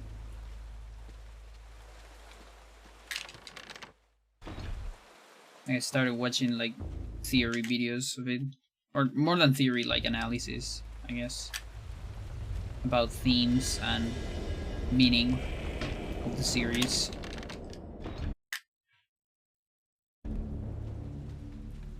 There's something I really like about these kinds of games that are so simple in terms of like art and all that, that they're so evocative because they leave so much to imagination that you pretty much don't have an option. You have to put your brain into the story.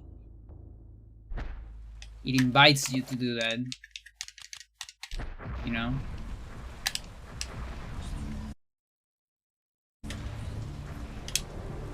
Okay, so the same strat should not work, right? If it works, I'm gonna be surprised. What do you mean it works? It shouldn't work.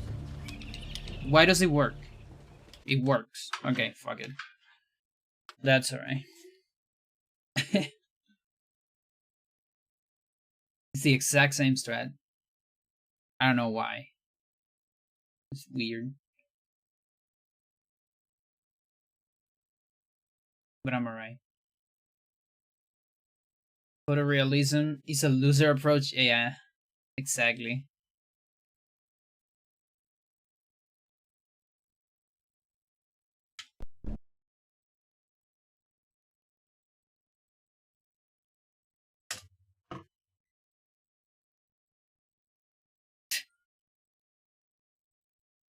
Yeah, look, it's on my, it's here.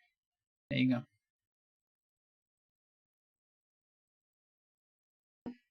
Yeah.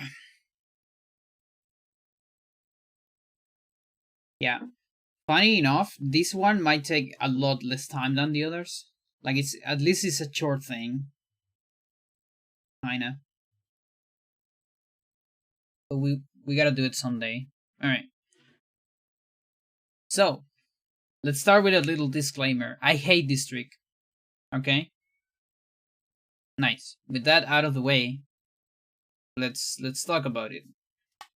Alright? So, this is moving in custodian cutscene, or moving in bell cutscene, or bell cutscene skip. No, it's not really a skip. Yeah, it's I guess moving in custodian cutscene is kind of a good name. So, the main idea of this is... Give me 1 second. I just want to be sure about the numbers.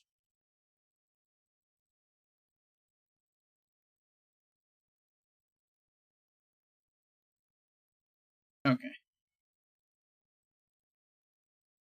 So, the main idea of this is that it saves about 2 seconds, but it has a very good advantage and a very good consequence, let's say, is that it gets rid of Trapper tutorial. Okay? So that doesn't sound like much, but the thing is, if you, for example, want to do 5 circle skip, you need to get rid of Trapper tutorial somewhere. Alright? So this is a good place to do it. It's a place where you can do it and saves 2 seconds because of it. If you don't do it here, then you have to like summon a Trapper randomly somewhere. I don't know where. Maybe at the end of Lindsay is an option. And then like lose time on a Trapper summon, which is a lot of seconds. Like 7 seconds maybe, or 8 seconds. So this is like a good place to get rid of tutorial and also save about 2 seconds on the process. Okay? So that's really, for me, the only reason why I want to do this. I actually don't care too much about that 2 second save, but I care about the Trapper tutorial thingy. And that's why I do it. So, the first thing we have to do is we have to summon a Trapper here. So, for this to work, this is on the bell tower. So, the first thing you see here is that I don't have a pool. That's not because I failed it on the zombie.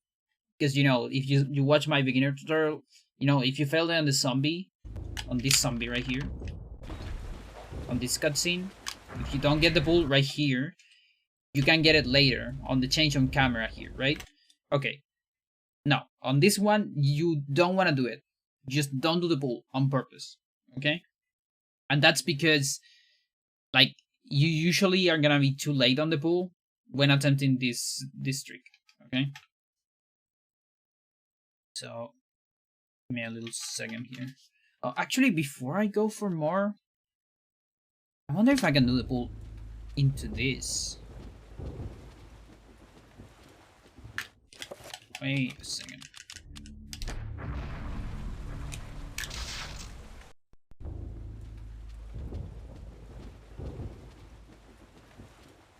Okay, I'm routing in the middle of the tutorial.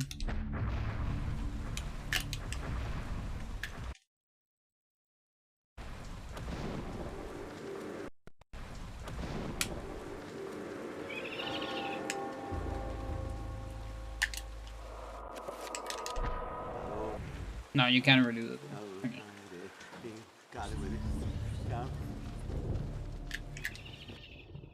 Ah, Brother Luther. Okay. Yeah.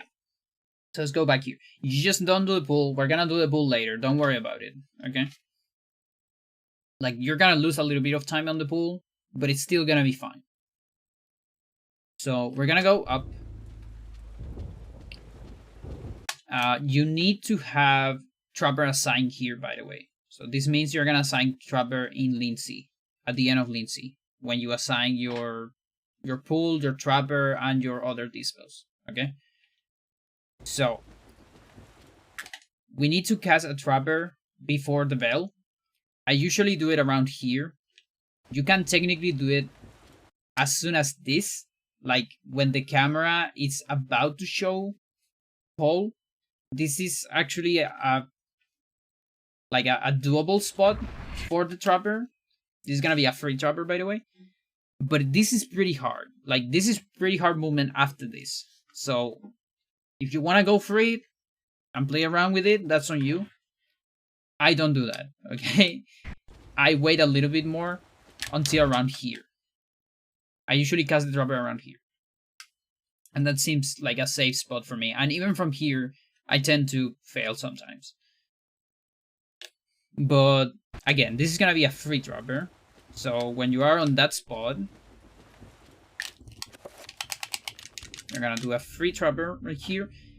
And then keep going forward. The camera is gonna change. And you want to activate the dialogue of the bell cutscene after you turn around and before the trapper ends. Or before the summon activates. Okay, so here you gotta do that turnaround. You see that turnaround I just did there? So I'm looking towards the exit. That is very important. And then you press the examine, like that. Now, if you're too slow, you're gonna get a cancel, like this. And this is a cancel free cast, a cancel free summon, which is a stat refiller. So this is gonna give you all your sanity and your magic back, but it's gonna leave you on 0 health. Literally 0 health. Not even 1, 0, but you're still alive. If you get any kind of damage, you're gonna die. So, if this happens, like if you're too slow and all that, you can do your best backup is to like cast a pool, like a double, a double reco. So you get to half your HP kinda, and maybe mix it with a pool too. So you can do like a triple cast into a pool too. And then activate this thing. And just do the normal strat and whatever. You just fail it. Or maybe you try it again. Whatever. But I'm just talking about to recover your your health. You just gotta go this slow way. And do like multiple recoveries. You won't explode because your sanity is pretty good. You recover all your sanity, remember? So that's your backup if you failed that part. Now, if you got that part, so remember, movement is tricky here because you have to turn around after the camera. So this angle is still good. This you can still work with this. It's not that bad, okay? But it's just important that you have somewhat of an angle. Like, if you're like this, for example, like, I can't even do it without the angle. This, for example, is really bad. Okay, this angle, looking completely away from the door or the little space where you leave the tower. Okay, that's really bad. You want to have some kind of angle towards it because that's where you're gonna move after. Okay. And you can usually like turn around a little bit with X or just do like a long turn like that. Okay, so once you examine this thing, start scrolling down until you reach the end part of this dialogue, but don't press anything yet. Okay, just leave the dialogue here. By the way, this works the same way on Japanese or on US, so don't worry about that. That's gonna be alright. Don't press anything here until you see a change of the camera. So when the camera goes to the trapper, you press A. So wait there. And do it as soon as possible. Okay? You see the camera, press A. And then you can hold down for the trapper message, which is shorter on US and longer on Japanese. But don't worry about it, it's fine. Hold down match B to get rid of the message. Once you get rid of the message, you pause.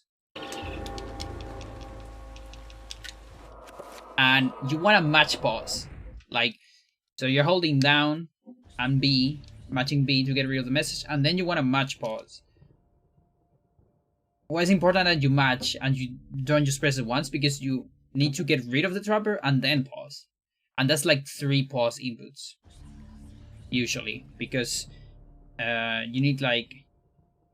Yeah, for some reason sometimes start doesn't receive the input to get rid of the trapper immediately. So just match it until you get the pause. And then use the meditation rod.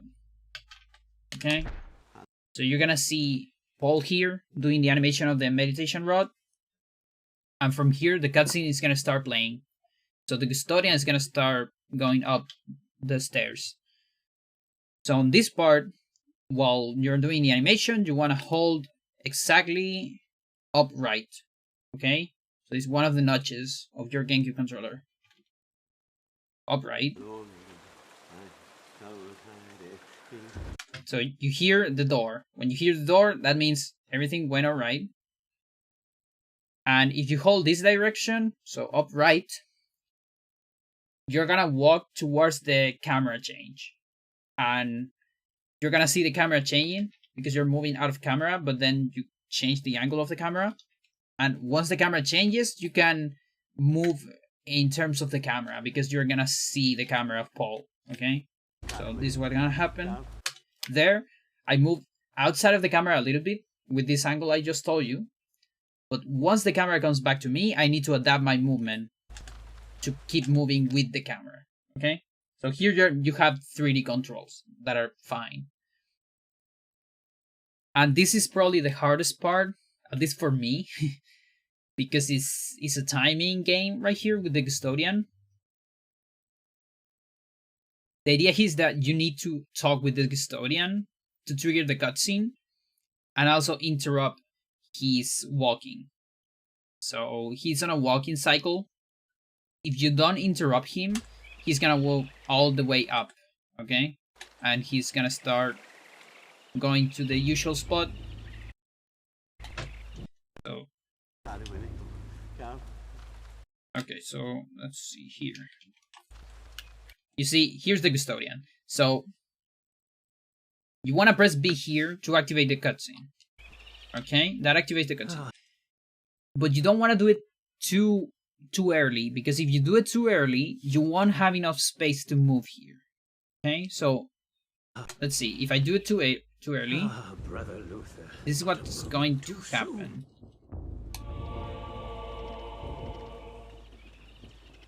Oh, actually, I need to put. Okay, let's go again. All right, so let's actually see the other case first. So you want to do it too early or too late. If you do it too late, you know when the cutscene goes to this state right here, once you see this change of camera, he's gonna walk all the way up, no matter what, even if you press it. Okay, so like for example, if I press it here, let me press you. He's still gonna go up. Brother Luther, He's already committed to that. So he's gonna keep walking here, like that. And then you're kind of in a rough spot because of the camera. It's very hard to work with this. So I don't really have a backup for that. And also you don't want to do it too early. And this is why you don't want to do it too early. Because if you do it too early... Brother Luther, not a moment too soon. You're gonna get stuck between the wall and the custodian. Let's see if this is the case.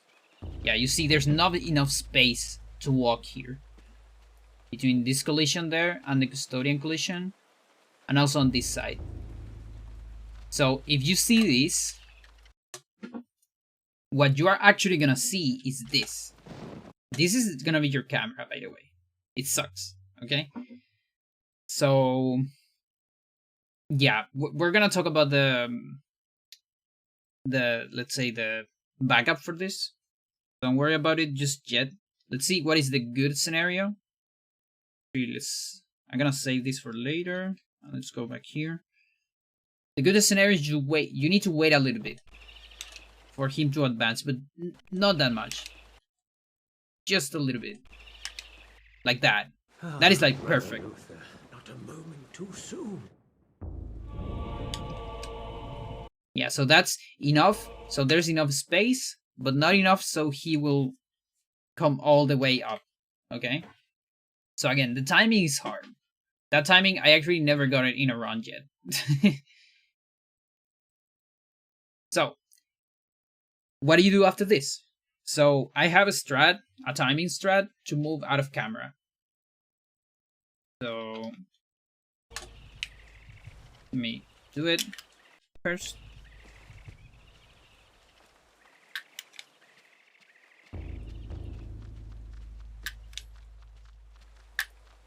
Is it there? No. Let's do it again. 1, 2, 3. 1, 2, 3, 4. No? Why not? Is this guy also giving me trouble?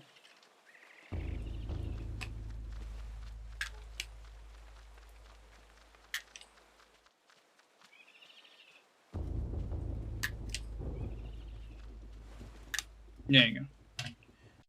Oh. 1, 2, 3. 1, 3, 4.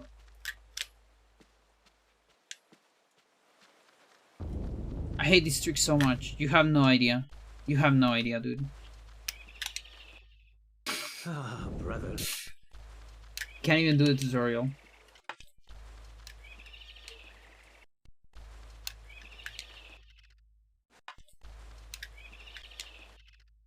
That might be enough. Brother Luther, not a moment too soon.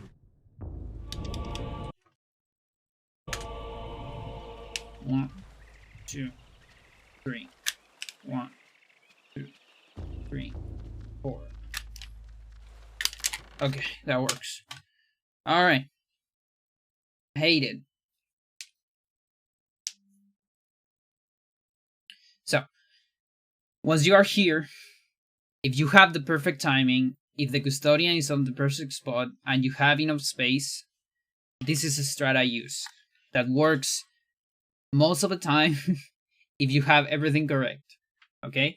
So you're gonna hold up left for about 2.5 seconds and 3 seconds.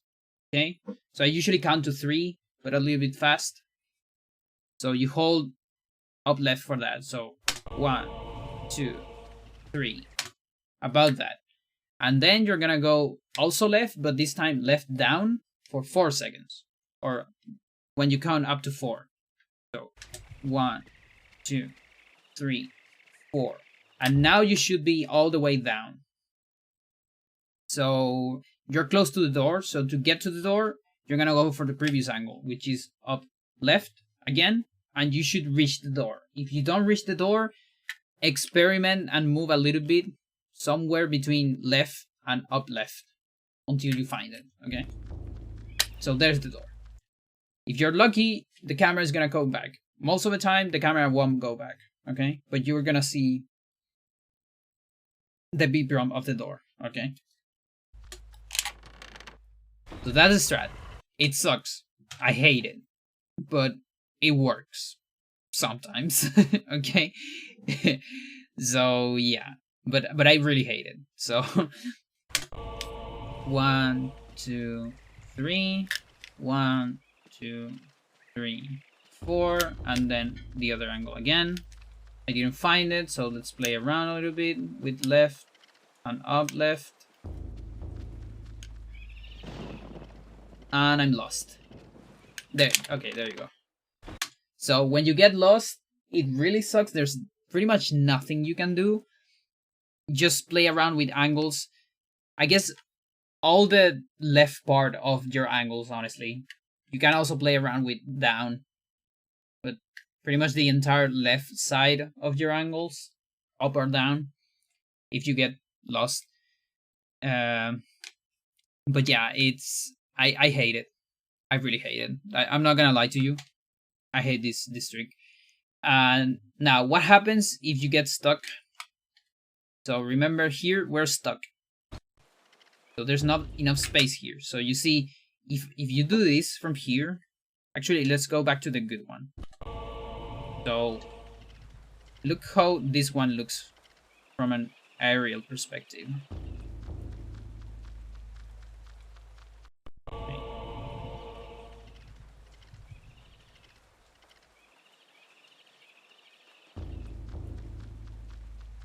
I'm gonna kill the Trevor, so I can show you.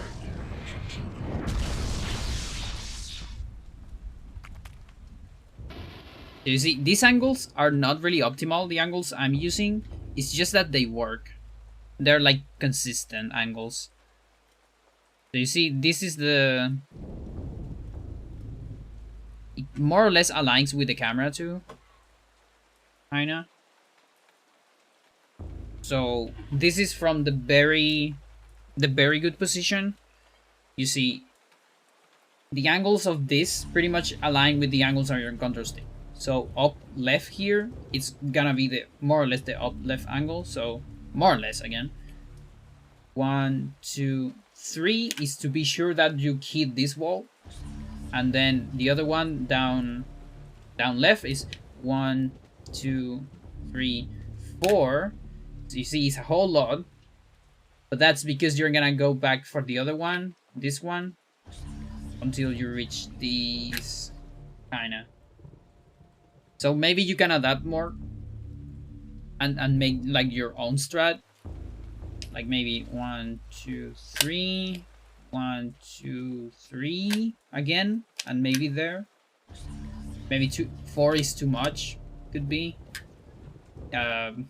Again, play around with that.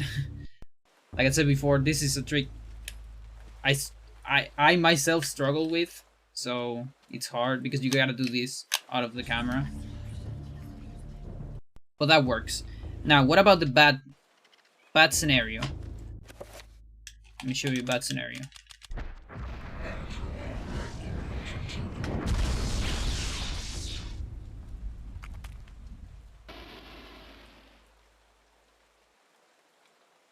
Alright, so this is the bad scenario.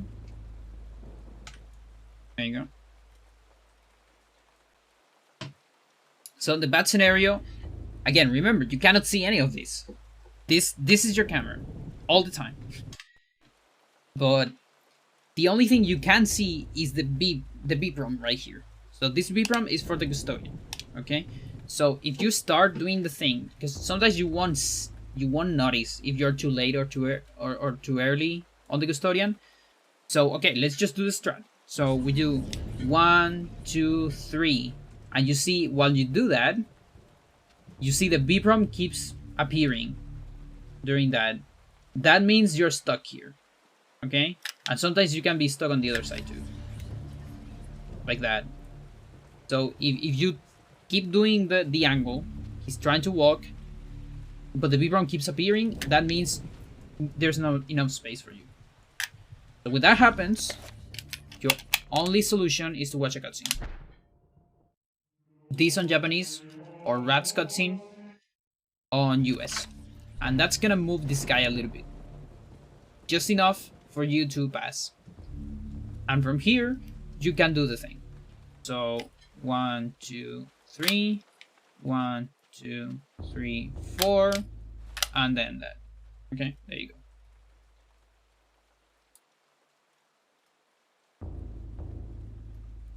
And yeah, after all that, you can do your pull.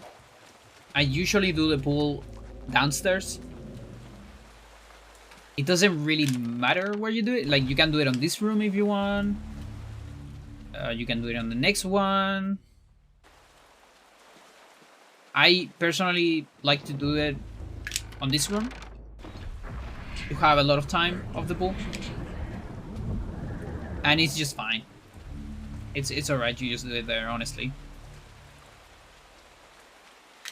And yeah, that's about it for that. So, listen, I'm not gonna lie to you, I hate this trick. So, if you hate it too, just know that you are not alone, okay?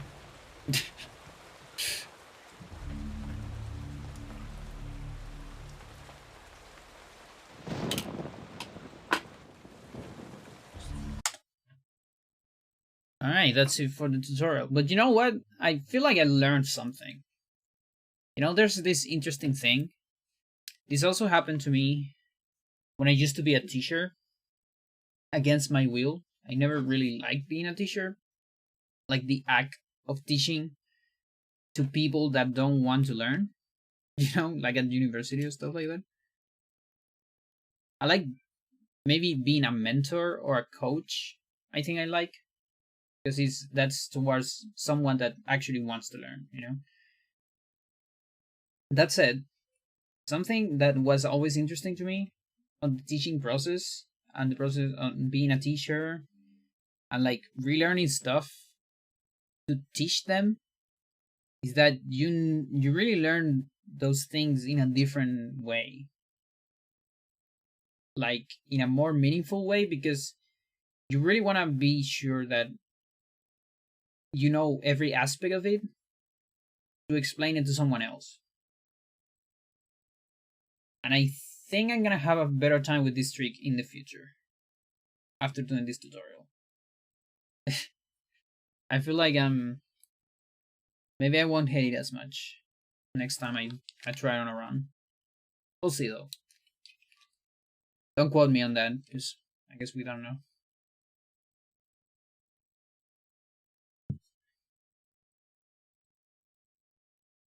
Alright, another one out the list. Is moving in custodian. There you go. Goodbye.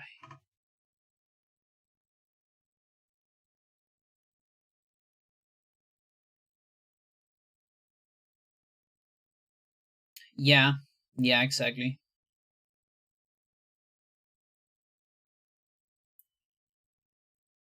It is true.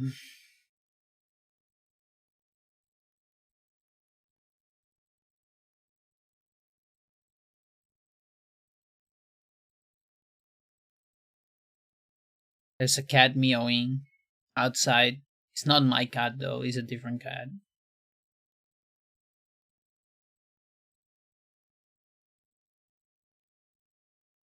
Okay, so I could end here or I could do one more.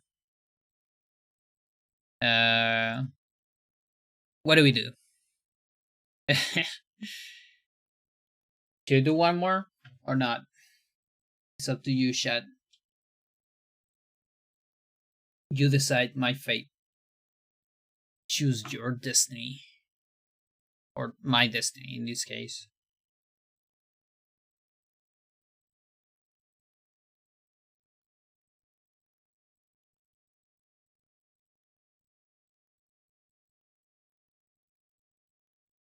Yeah, tomorrow is another episode of Velocity Gamers, but I'm not gonna be on that one.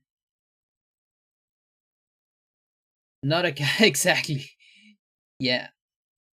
What's the alternative? The alternative is the stream finishes, I guess. I really don't have anything else for today.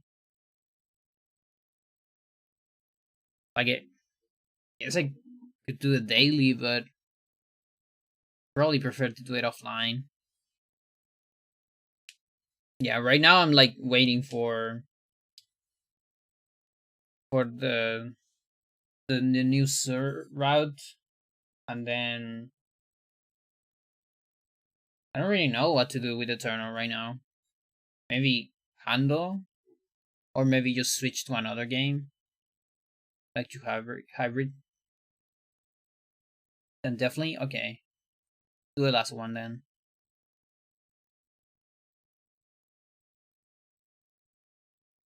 The Michael skip, yeah. The new route is Paul until Michael skip. It's like skipping everything from Paul up to Michael, I think.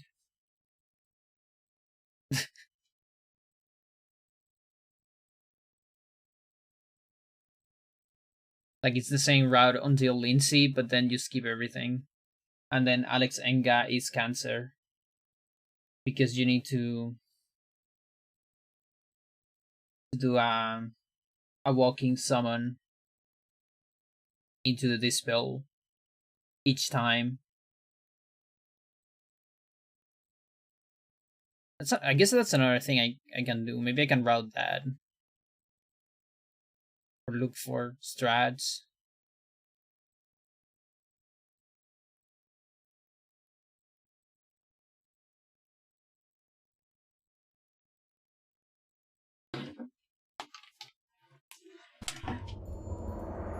Sounds bad. It is bad. Yeah, I'm just worried about my voice for another tutorial, honestly. There's just long ones. All the ones that are left are long. I already did a bunch of long ones. I'm sorry. I'm gonna call it like 4 tutorials, but I wanna give it a try to this.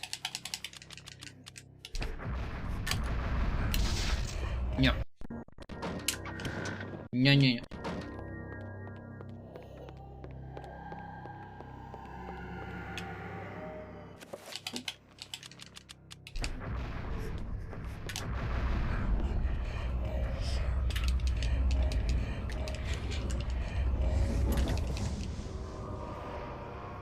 Yeah.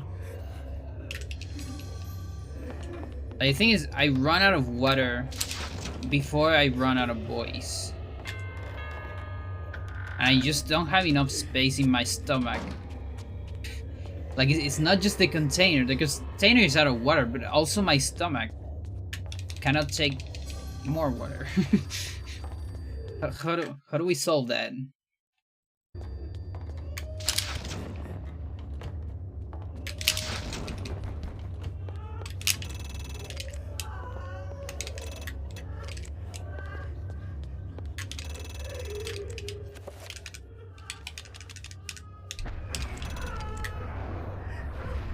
I actually won't have shields.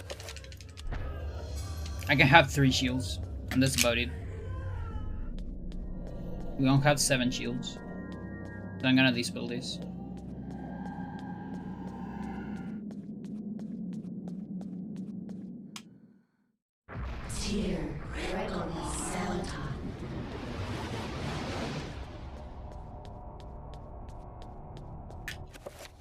We might have explosion though.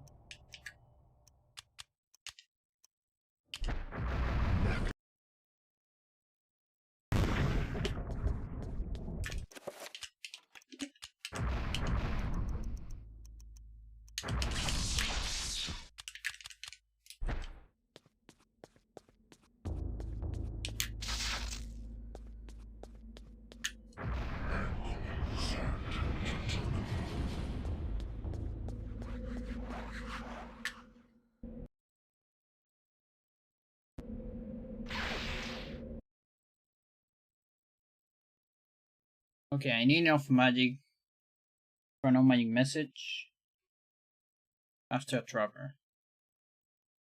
So 70 maybe.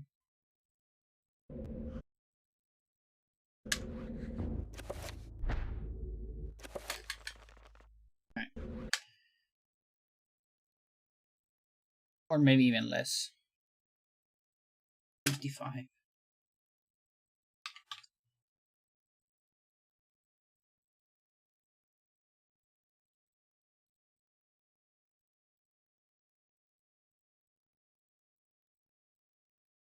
And probably bind too.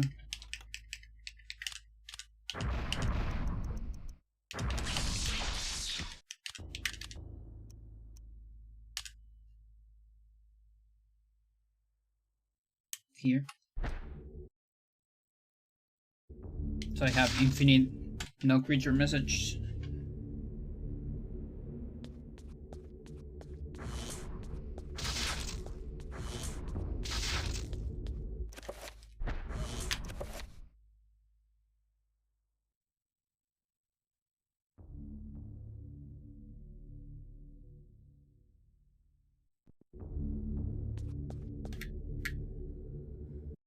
Do it from here.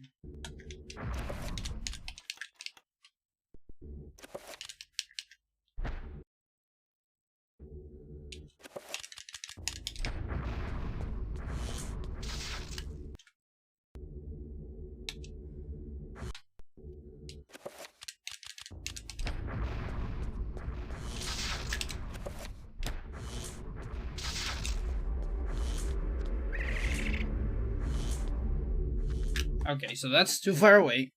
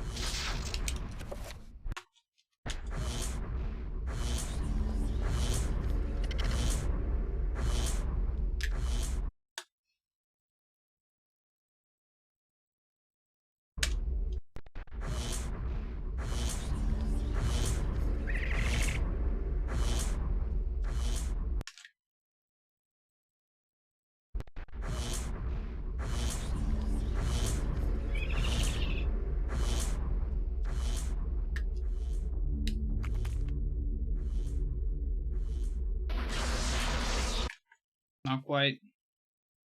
I'm losing so much HP during that, too.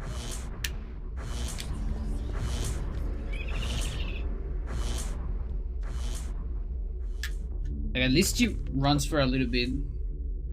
But still.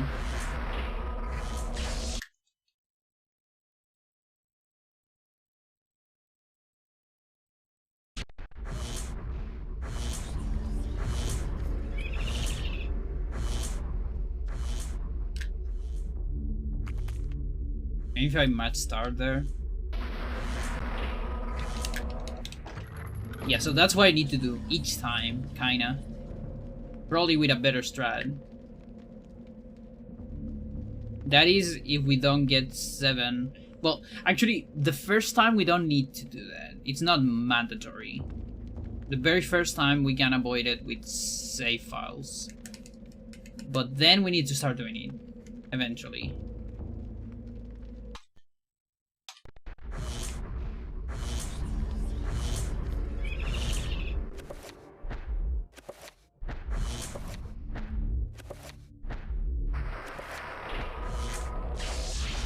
Yeah, no, but that doesn't give me enough time, so I need to take damage, I think. Yeah, like, the very first time, we can do this.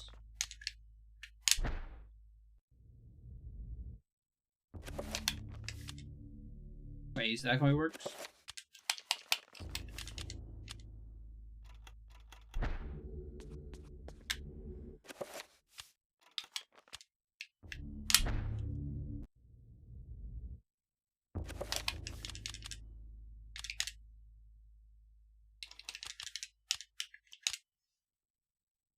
Like, this deactivates the thingy.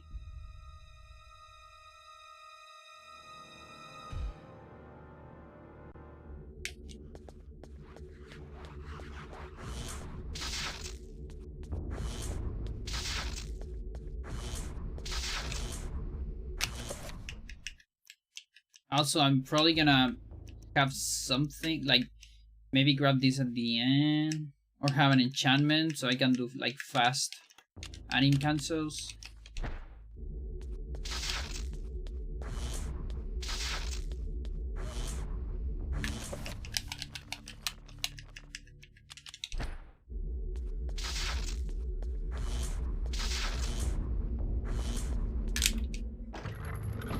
Yeah, so that thing doesn't exist after that save. But then when I deactivate one of the barriers after using a portal, it's gonna come back.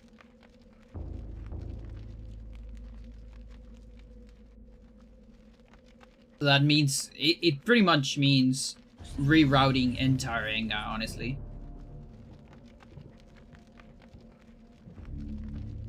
The other thing that's rough is no reveal invisible. So warm warp is mandatory, first of all, for the binds, and we also need another warm warp for the reveal invisible.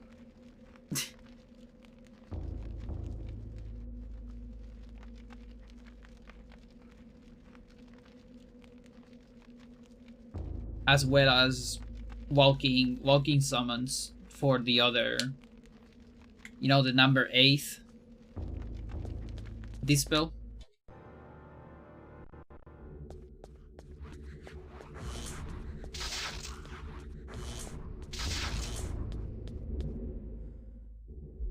This one.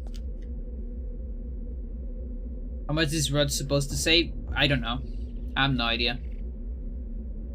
I need to see how the skips look. Because the thing is, I think the first part probably takes a lot. I think it's the persistent restore on Paul page. It's kind of a reusable restore that you can use over and over, so you can use that to skip several chapters, I think. So that part probably takes a bunch, but then each time you skip a chapter probably doesn't take that much. Definitely not as much as doing the chapters. How about that no major glitches? I mean, yeah, that exists. I have a war record on that.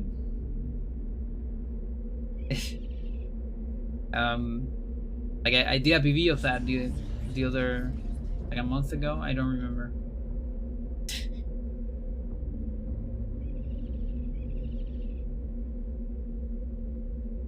And hell, even like if we actually have this discussion, you can even call no major glitches with Roberto skip.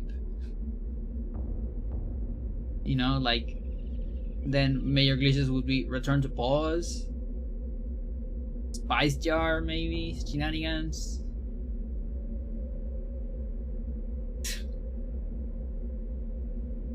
No, I don't have work on Millie and on Phantasy Star Online. I'm actually last place on Phantasy Star Online.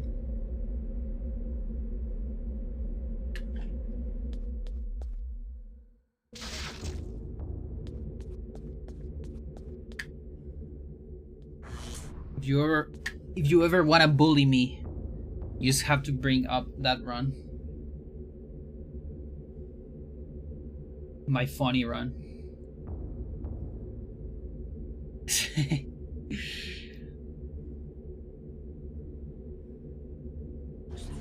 Yeah, you know, the other day I was thinking, what is my best record? Like my best run ever, so far at least? In terms of execution, at least. And I actually think it's my episode 1 easy of Hocus Pocus. The one I did last year. Or was it this year? Maybe it was this year, like on summer. I don't remember. But that thing is like the most optimal speedrun I ever done in my life, I think. Because it's a run that is literally like, it's only losing time to RNG. Like, I'm talking like, you know, on Hocus Pocus, you have some doors that are made out of tiles, like blocks, the same blocks that the stage is made of. So, the doors, what they do is you like open a lever, and the blocks start disappearing, and there's some RNG on that. So sometimes they took some time to disappear. So that kind of RNG I'm talking about. Not even like enemy RNG. And then I literally have one mistake in the entire run, which is like 0 point something. It's not even a long mistake.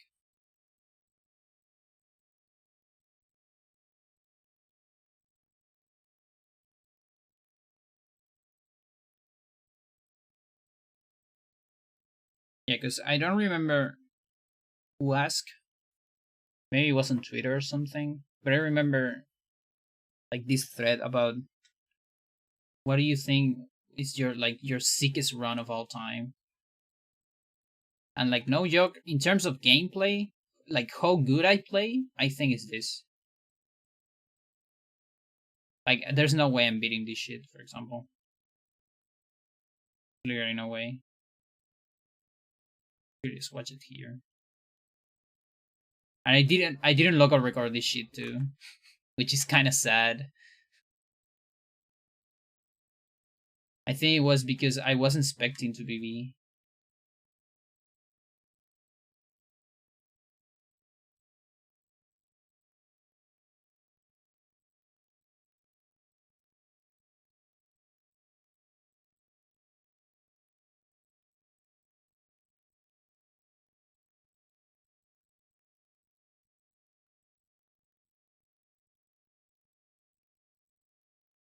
For your time, it might not be.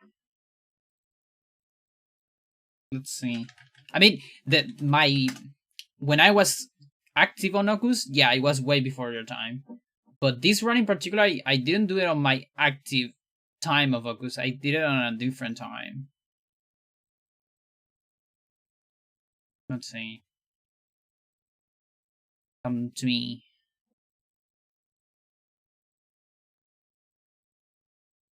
Like, look, this is on like January 2020. Yeah, I guess it was before you. Yeah, no, never mind.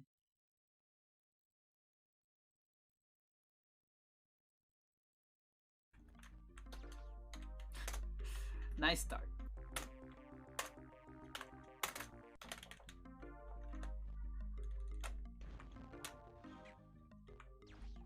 There's really no reason to reset there. I just like to get that bonk there. It saves a tiny bit of time. Level 1 is extremely optimized by now. Yeah, it's close to when you start following. Perfect. Just because it's level 1 and... So you see, until here everything is perfect. Here, I lose like 0.5 seconds on that thing. It's just from blocks.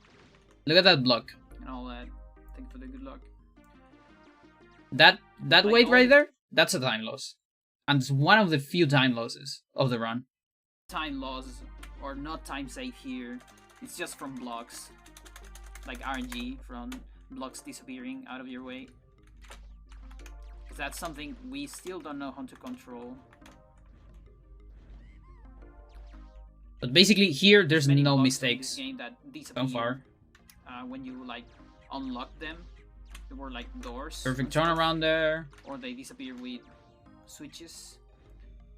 And how they disappear, how fast, and all that. It's RNG. You can't do any of these jumps faster. Sometimes they take a lot of time and you just get stuck. There's another block right there. Just a small one. Way smaller than the other one though. How they disappear. Here. Sometimes they take a lot of time and you just get stuck on them. That turnaround wasn't frame perfect, but it was close to frame perfect.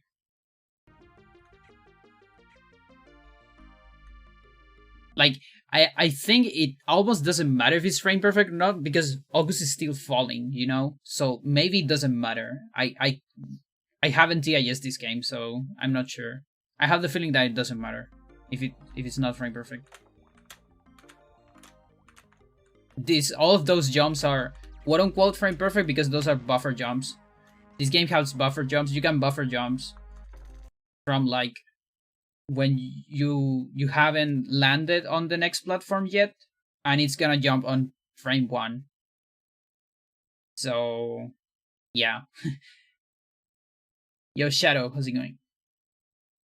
Yeah, thank you so much. We finally got it. Finally got it. I hope I can do a good show. I also submitted to ESA now with different categories. I lose some frames, but that's just kind of the nature of that strat. It's hard to get that perfectly. Almost a late jump there. The distance of your jump on this game, it's like the altitude of it, the height. And yeah, everything else works. What's my other mistake? Here's one of the mistakes. One of the few mistakes of the run. It's right here. Useful. There, I wanted a perfect turnaround, but I missed it. And it's a little bit useful. It's such a tiny mistake, but Shit. like it might be less than a second. A potion is completely It really is optional. just that. Sucks. Shit. And the thing is, you need a perfect turnaround there. Because if you don't get the perfect turnaround, it's like, you get the potion and you lose like 20 seconds. I remember played this game when I was like 3. When was it released? I think 94. I was like 2 years old. Probably played it like, when I have like 6, I think. The schedule on Monday, really? I had no idea I was so close. I am not ready for that.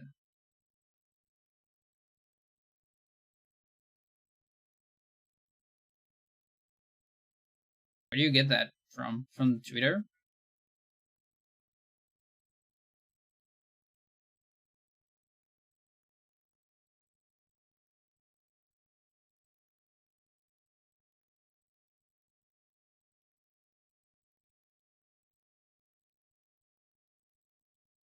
I never find news on the GDQ page. It says right there. Why am I so bad? I never find it. Where?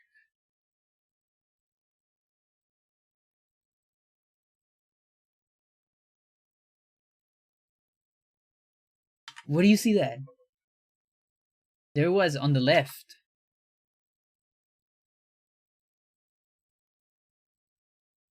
A schedule release. Okay, there you go. Finally. Oh, that was so hard for me. It's Control F. Yeah, it's true.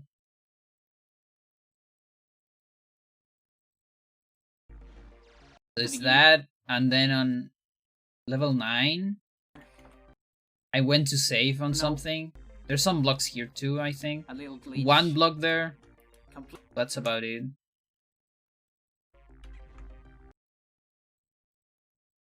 But yeah, level 9, I was scared.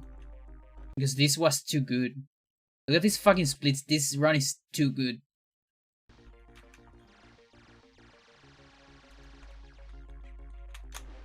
And there was more time save on level 9. Because with bad RNG, you might not skip it. So here, there, I lose time because I went ultra safe. Okay, if you touch the monk, you die. A little bit safe there. So maybe that was a second. I'm always scared of that platform because with bad RNG, Not sure. It might be less than a second. You might not skip it. But the thing is, after that, I got the pixel perfect turnaround jump to skip the other monk that spawns on the other spot. That one loses a lot more time. Okay.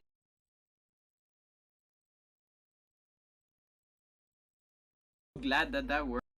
So yeah, this run is like, this is my best run ever. Like, this is my best execution ever. No, absolutely.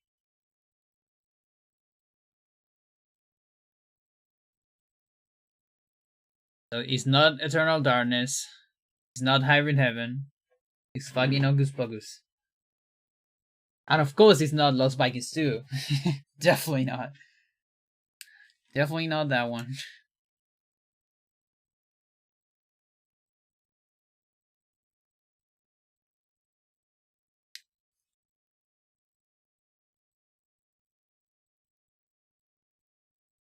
Dude, I only hope they don't give me a shitty time to run. Because, you know, actually for this GDQ, on the time zone part, not the time zone, like availability part, I put I'm available the entire week, any hour. Just because I was thinking, you know, like, that probably increases my chances of being there. So I put literally any hour of the week. Which probably means I'm gonna have a shitty time. Now, I have faith because of faith in chapter 2, and because of Tormented Souls and other things. I have faith that we're gonna have a spooky segment. And if we have a spooky segment, it cannot be a bad time, right? Pack up on the coffee, yeah. Yeah, that's what I feel. Like, maybe if they do that segment, maybe I'm gonna be the last one on that segment. I have some bad news. They always do that. Actually, not familiar with the scale they do with terror. What are the bad news? Do they do that normally? Now the thing is, what is like their time zone? Now their time zone is probably close to mine actually. So bad time for them is probably bad time for me too. Which kind of sucks. Where is normally GDQ? Like, I do know. With Village, they might give it a decent time. Oh, Village is there too. Yeah. So if Village is there... Yeah, Village is a hit. So Village gets prime time. That's gonna be on like, I don't know, 9 p.m. maybe? Worst case scenario, Village is on 12 p.m. Worst case scenario. Then an hour and a half, we're gonna have Tormented Souls, which is like an hour, I think. If I remember. I don't remember. So it's gonna be 2:30 a.m. Then we got Fate Chapter 2. It's gonna be 3 a.m. And yeah, I might run at 3 a.m. Not that bad. Shouldn't be though. It's boring, really? It looked kind of fine when I watched it on Velocity Gamers. I'm not familiar with the run. I watched just a playthrough of the game, but I watched a little bit of Chaldane's run on the marathon. Although he run New in Plus, looked kind of alright. Has Eden been on a GDQ? No. Never ever. The Cove wanted to bring it to a GDQ at some point.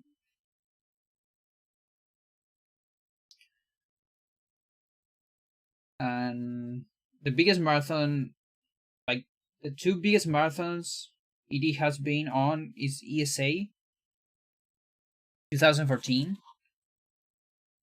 with Swykan, and I guess Calithon 2018 with Wyrmtalon. And then there's all the other marathons I did, which are like Spanish marathons plus the hotfix. I guess the hotfix are also big, relatively big. I've done 2 hotfix. And then there's a bunch of Spanish marathons.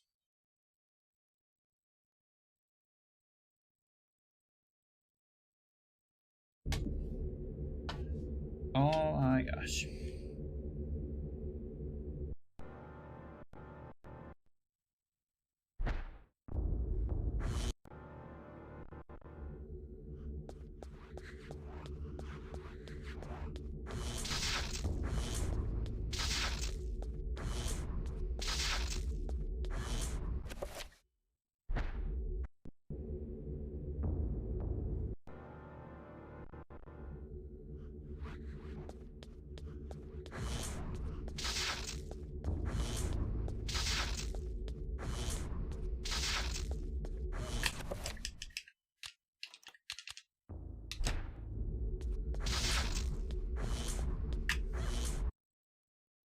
I'm gonna make, maybe even force, the SRE team to let me commentate for your run.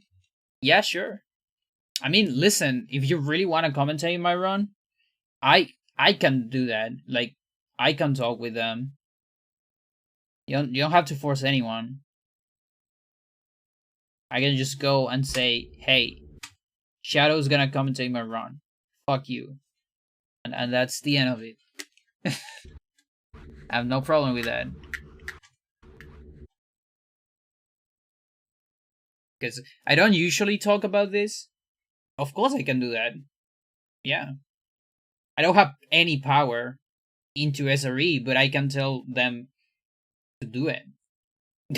Because I'm the runner. Now that's just like a personal thing that I like. It's hard to say this without sounding like a cheaty person. So I'm sorry if I'm offensive to anyone, but I really like that the people that are involved the most in the community get a spotlight if they want to get it. Okay? Like for example, you had been a follower of both me and Eternal for quite a while, Shadow, right? You had been here for forever. So if you really want and you love speedrunning, you have commentated on other restreams of SRE. So if you wanted to do it, you deserve it more than anyone else on SRE.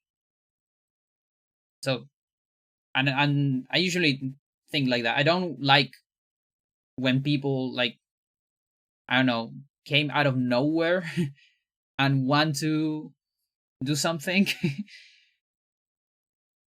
But that's just my opinion. Bring tears to my eyes. I mean, you've been here for quite a while.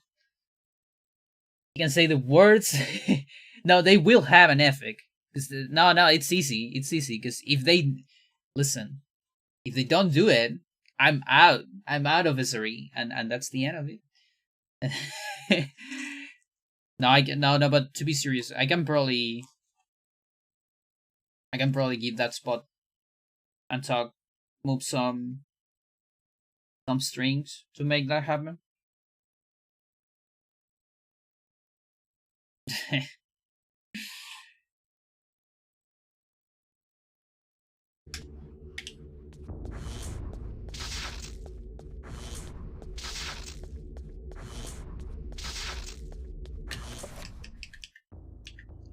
Yeah, I'm thinking maybe doing like another like a freakest shield, maybe. I guess I can since I'm doing a freakest with the trapper. Can that link into a shield? Or link the shield into the trapper, I guess. It's not cheaty at all. To me, that's how most basic things should work. I mean, yes. But not everyone gets that. You know? Some people just don't get it. So for those, it kind of sounds like shit. And no, it's basically, it's just to assure that it's not like misinterpreted too.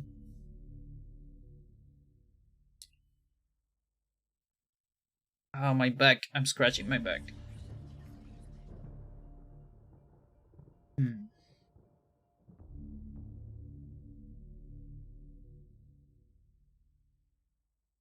Very much appreciated. Let me just see the schedule first. Okay. During your exams. Can I let you know after? Yeah, absolutely. Because I don't think SRE are doing that yet. They're probably waiting for the schedule too, right? Yeah, I mean they can't really do a restream without the schedule, so just tell me when you can, and I can pull the strings. It almost sounds like I control people. I don't control anyone. Listen, but I can talk with people. That's what I can do. I can pull the strings out of my TV. Because on GDQ we're not gonna run CS, so I actually have to pull those strings out of my TV.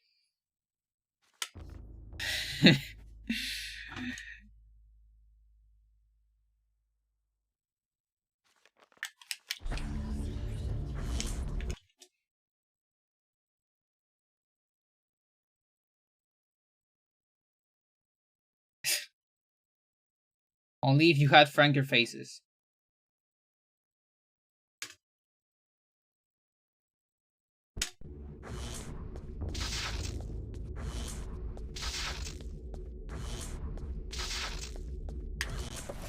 Okay, so this one, if I do it, it has to be like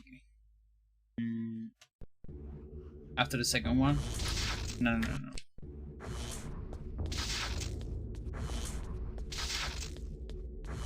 Like here.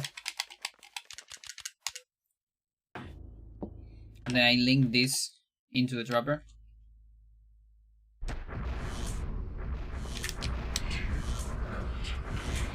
That's so weird. Yeah. Exactly, no. Whoa. Such an early one.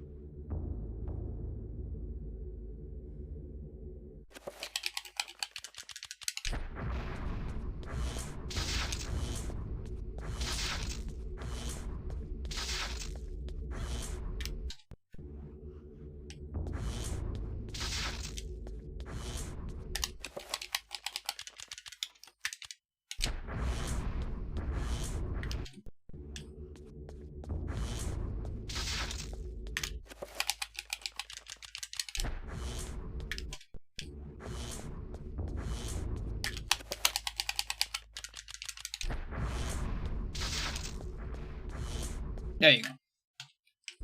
So, one shot, two shots, one shot, two shots.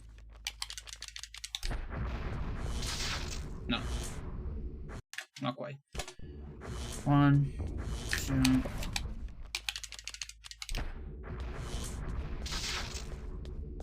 There you go.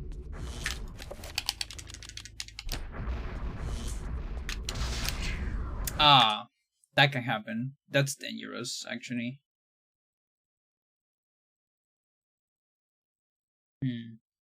That's very dangerous.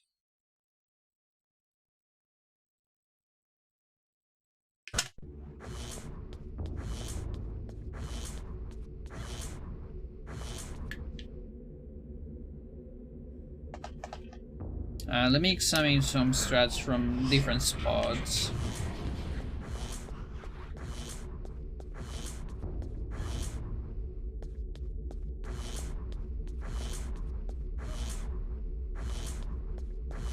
Like from here.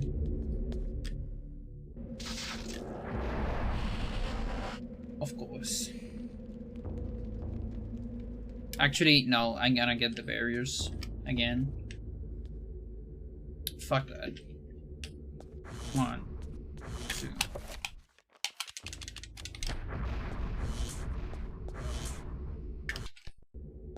One, two.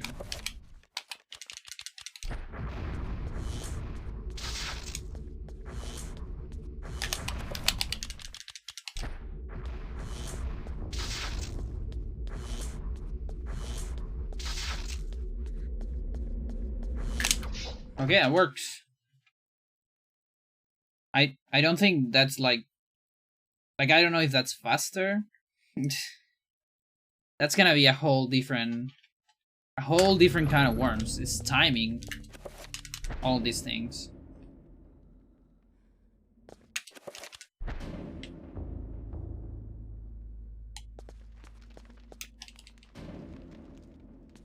I like how my title is Advanced Tutorials. I am definitely not doing that right now.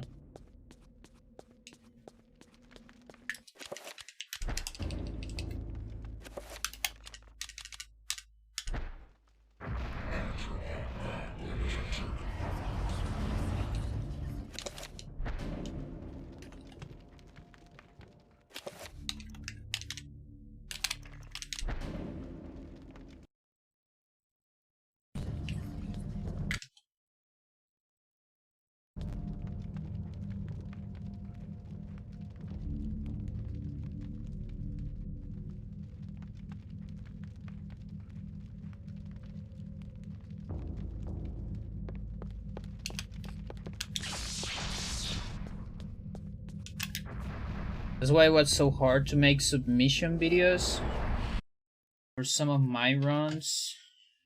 Talk differently when you have to explain a lot. Yeah, it's true.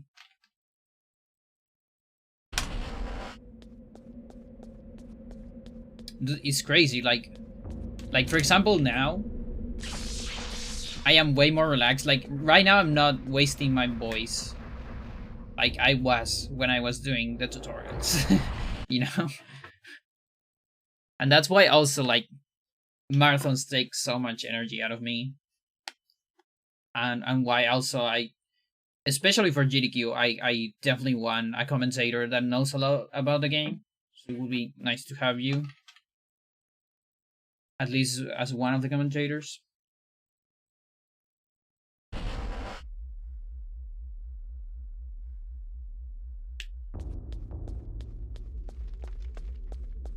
I'm doing it no matter what. Okay.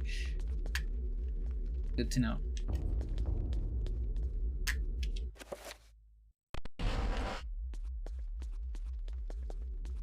Letting work now. I don't exist all that day. Okay. Nice.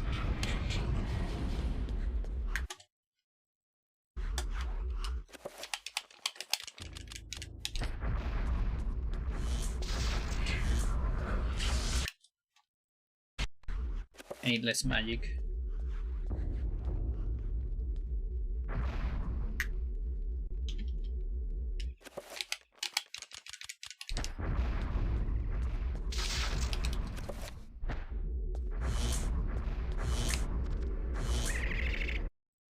Where is this?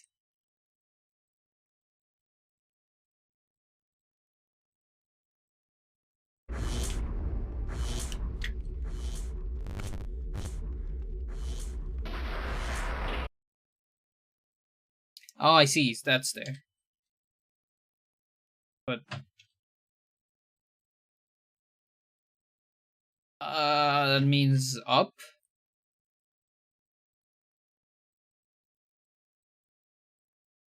Yeah. It's up. This is so impossible because you're getting damage from the thing. How am I supposed to keep walking?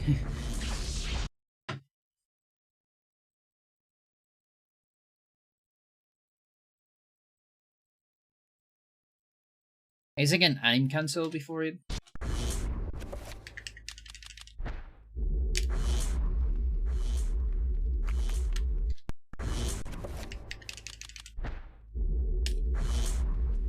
I run, but towards a different direction.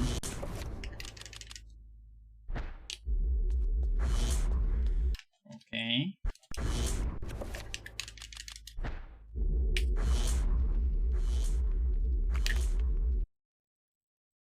Can I use debug camera to figure this out? I can, but it's hard.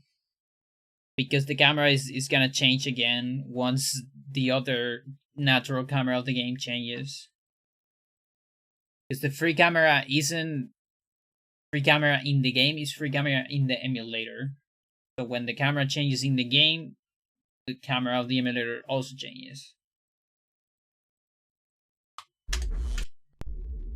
So what I really want is to find a position or a strat where the camera is like consistent, and I can have like a reliable strat for the summon.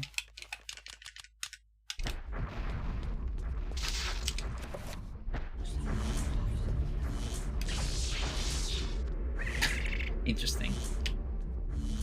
Ooh, that's good, but it was too much. Oh, this is actually good because I can cancel the Trapper. It doesn't die. Trapper doesn't die. And I'm actually not taking damage there. That's really good.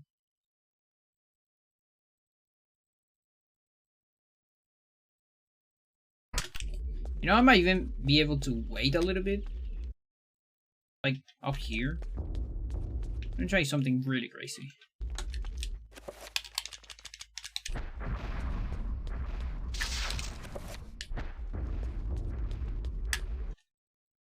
Okay, that might be too crazy.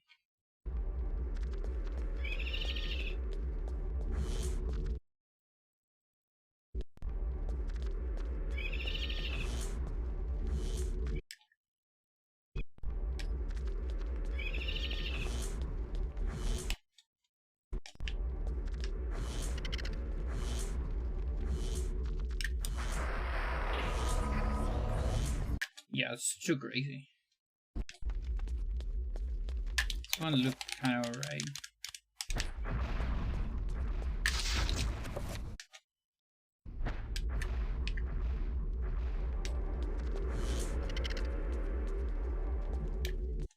Okay.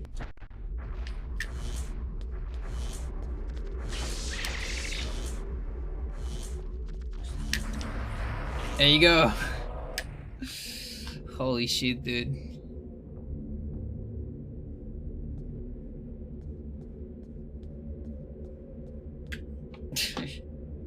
We gotta do that one twice.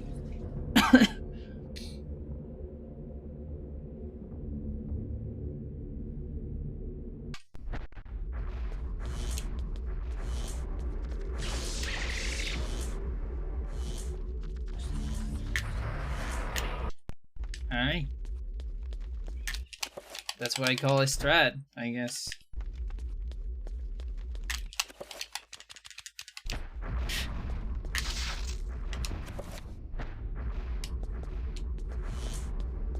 Oh, but that's a different camera. Oh, I don't like that camera.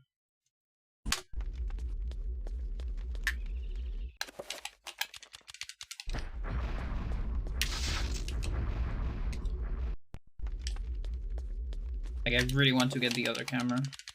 It's really good.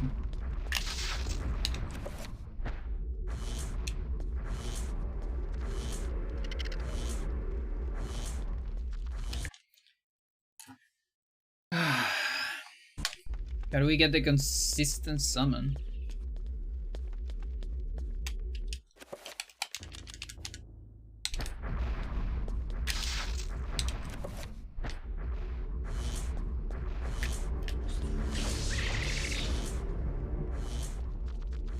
That's a good one. Now, this one isn't that hard just because, like, the thing about this one is you run infinitely, indefinitely, because there's another trapper in the room. So when you already have an enemy in the room, you can run forever on walking summons. But on this room, this other room, the main room, you only walk a tiny bit. It's kind of like, you know, when you do 5 circle skip. The first part is really hard because there's no enemies in the room, but the second part is much easier because there's a bone thief. So, yeah, kind of a shame that the hard one, you have to do it like 7 times. This one right here. I guess 8 times. 9 times?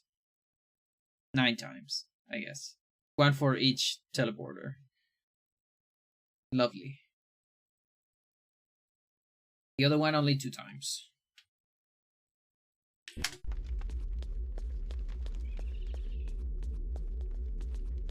Where's this scammer? Hello? Weird.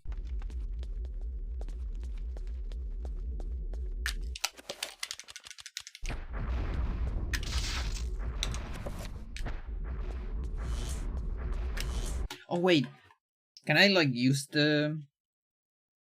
I might be able to use the no magic message in my favor.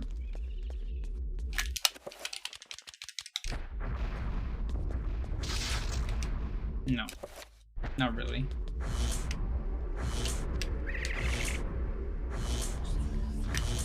No, that's really bad.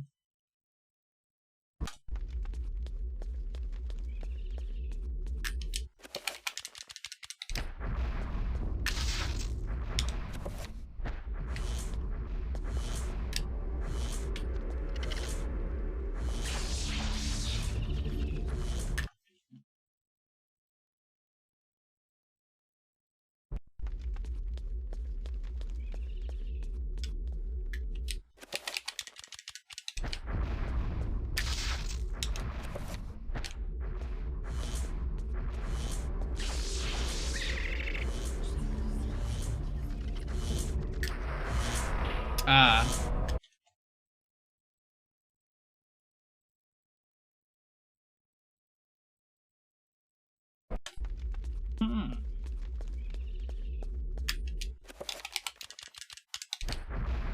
I want the Beck sound. Hmm.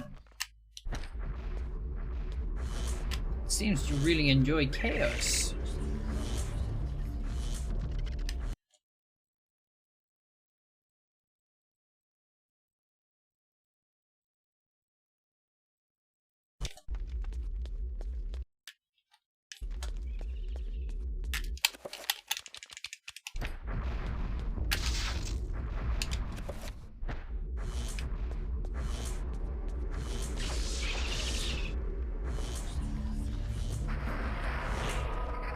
Yeah, like that one has good timing, but it's tricky, of course. I guess we can make it work.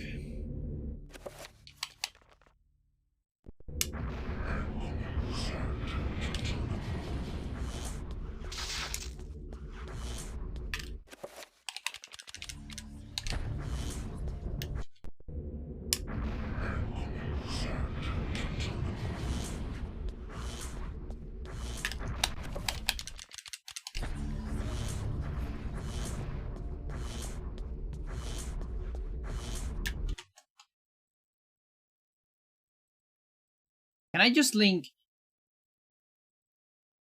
like infinite shields?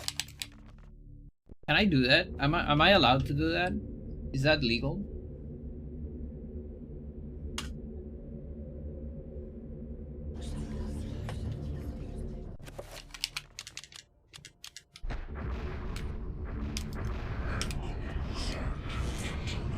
Guess not. Yeah, we need to keep doing free guess. Like with 5 shields I can probably do it. 7 shields too.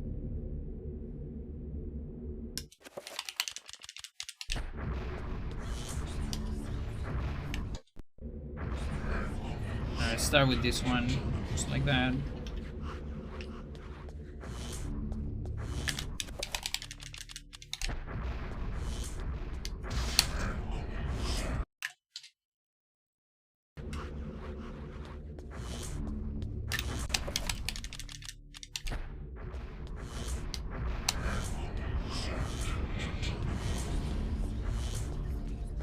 Yeah, that was 2.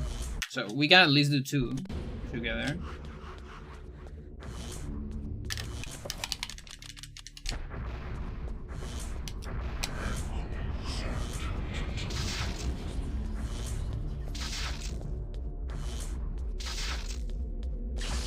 Bam, but then there's that. Yo, kitty. Freya. How you doing? You were so needy of attention before the stream. You're more relaxed now, it seems. Good.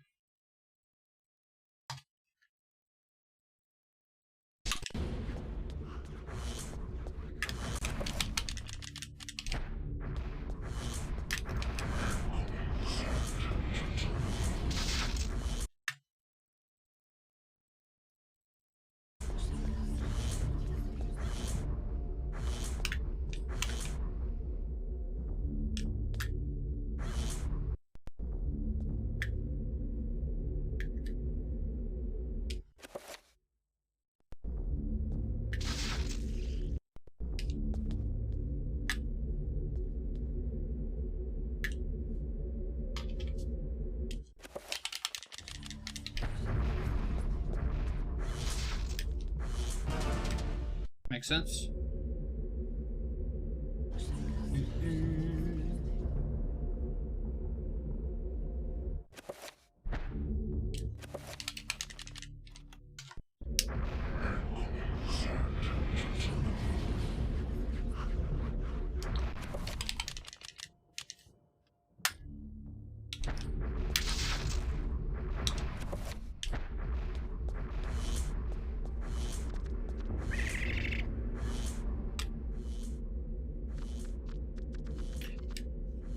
Where is this dropper?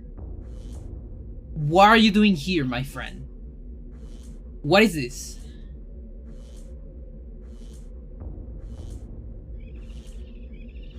Look at this bullshit. It's so far away. Like, it could be here. It could be here. But it's all the way here. Holy shit. That's crazy.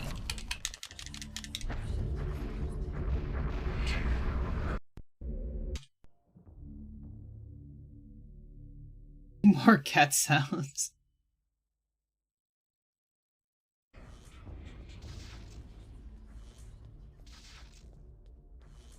That.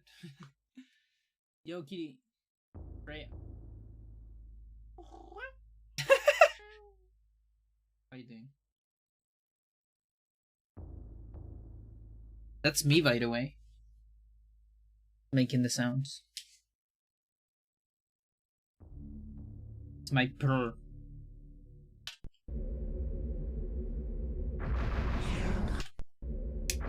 Oh, I know. Okay.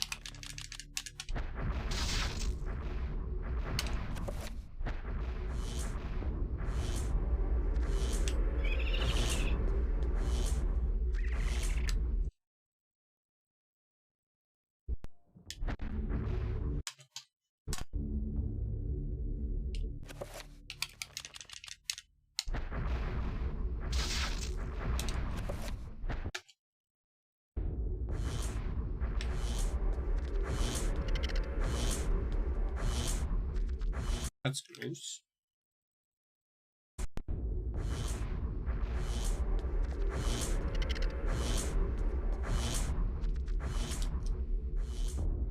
Is that it? Oh, that's really close.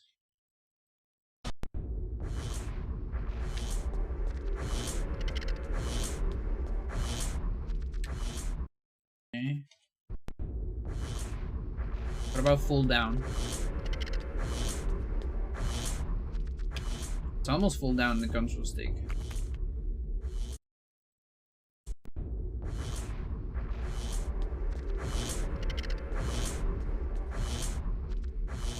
How is so much of a difference between full down and not full down?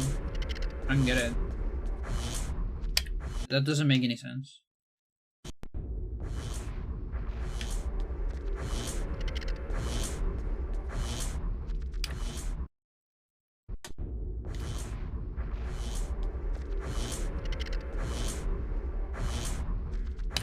Dude, like the tiniest difference in the control stick gives me completely different angles.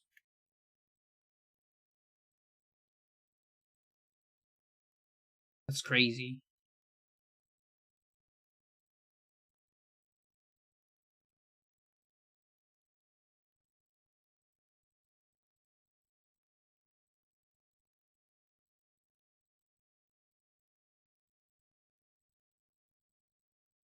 Chaos theory, exactly, yeah. Pretty much. Pretty much.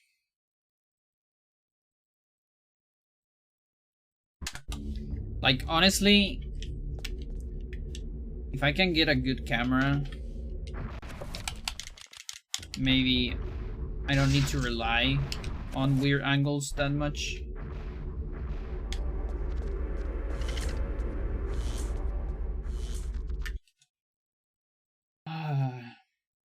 It seems pretty hard.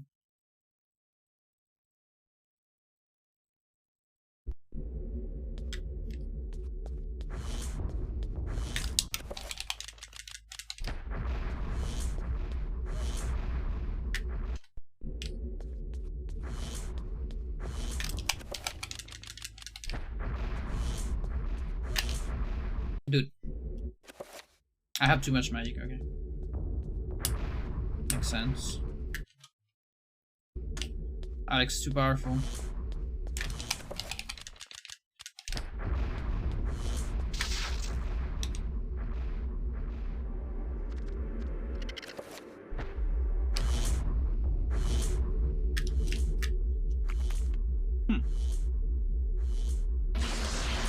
Well, that works.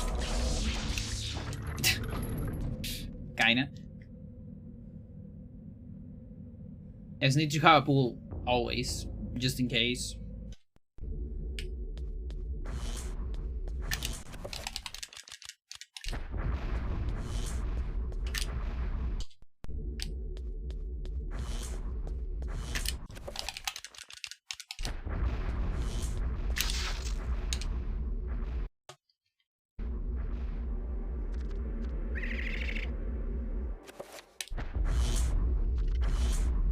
Okay, so that's too close.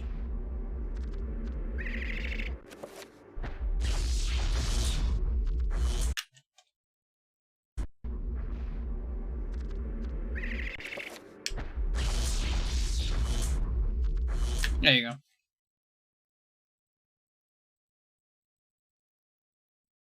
So yeah, that kind of sounds like a consistent strat to always go back to, at least. You know, shields from number 3. At least it's a consistent strat from number 3. And you can always go to number 3 and do it from there.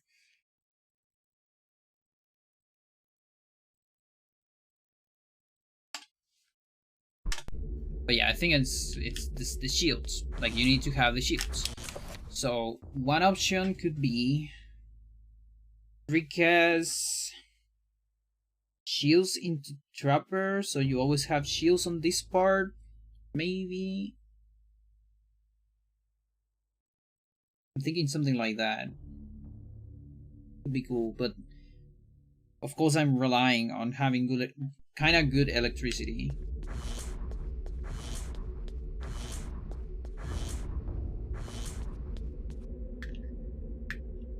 To a pool.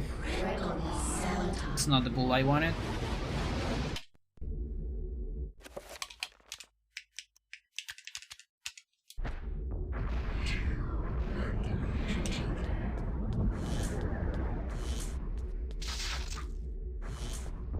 Nice attack.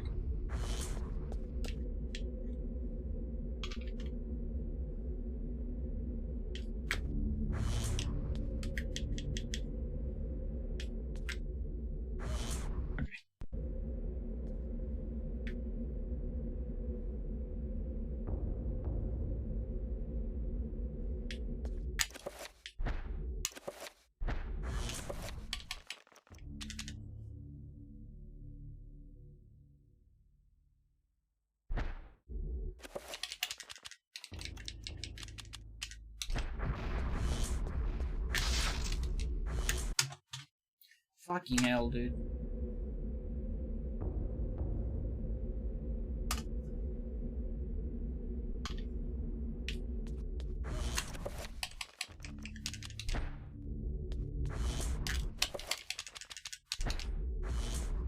What?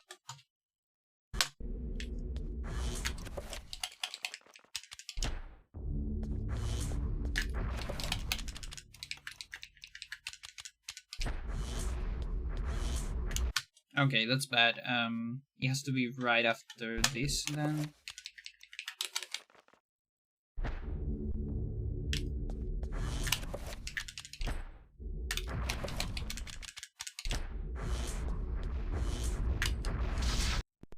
Blade.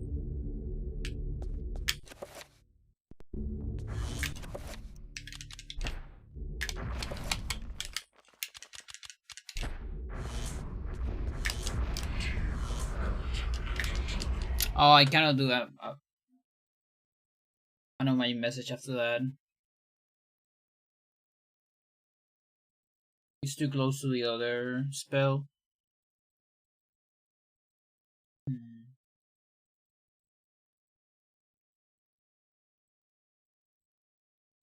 Alright, never mind then. I guess we assumed we have this from before.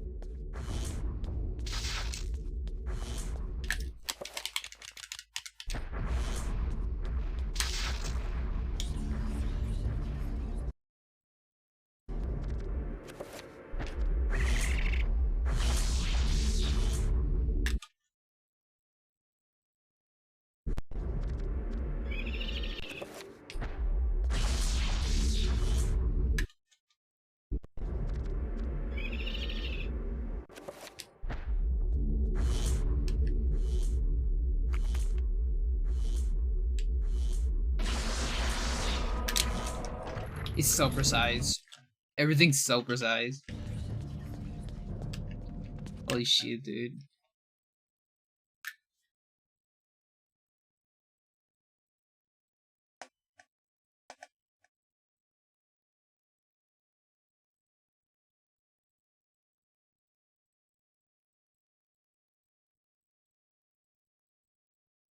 Yeah, also the route is gonna look completely different, honestly. Because I need 2 warm warps.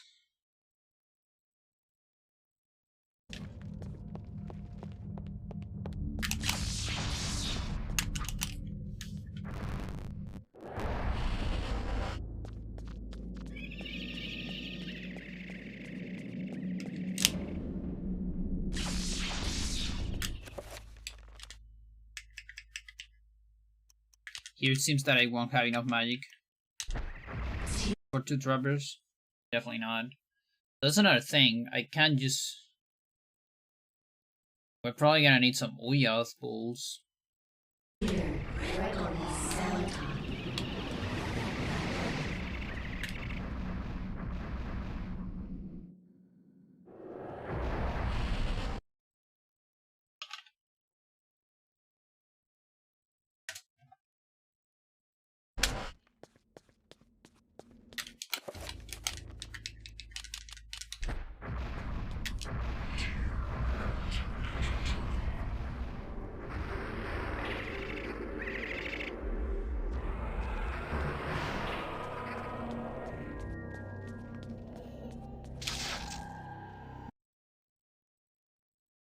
Yeah, and then, look, there's not enough magic for this.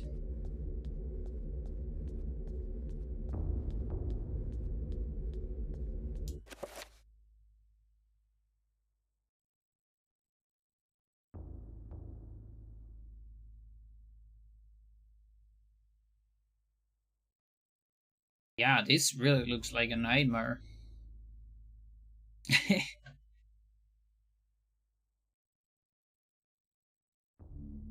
Now, technically, something that can be done if this is way too much of a nightmare, and like, I'm not just talking from a routing perspective, but even, let's say, after routing it, I guess there is a chance they're still slower than just beating Peter.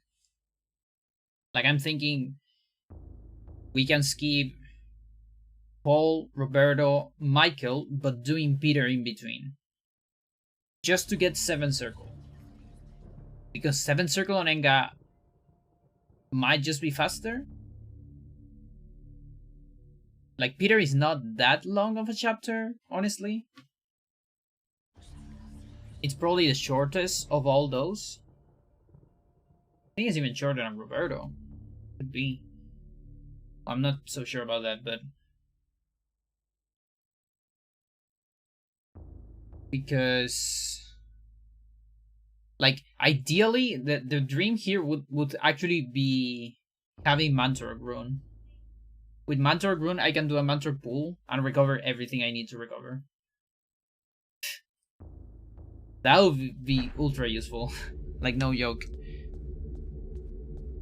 For all the fucking magic I need here.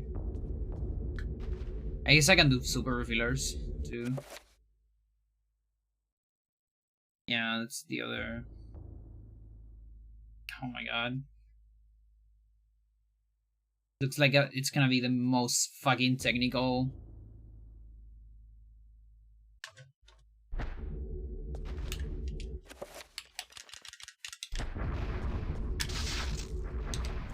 No. I want a super filler.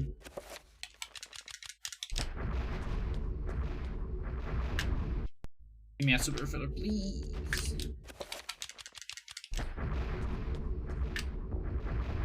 I don't even know how to get one here.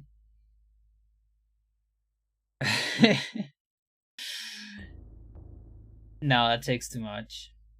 It's like an entire complete thing. If we only had like a way, you know, it's funny, like to get Mantorg early, we need a way to clip into the barrier, I guess. You can't even clip into the Mantorg the small spot, small room, tiny room, because the Bipram is actually not there. The Mantra rune is there on the floor, but you cannot take it because there's no Bipram. Sucks. So you will need to clip into the room where the trapper is supposed to go. And that doesn't look like something's ever gonna happen. Then Mantra could, if you could do something like that, Mantra could be on any percent. Because we're not skipping Lindsay anytime soon. Or ever. Because of the runes. Lindsay has too many runes. And it has Trapper, which is such an important thing for all the other glitches.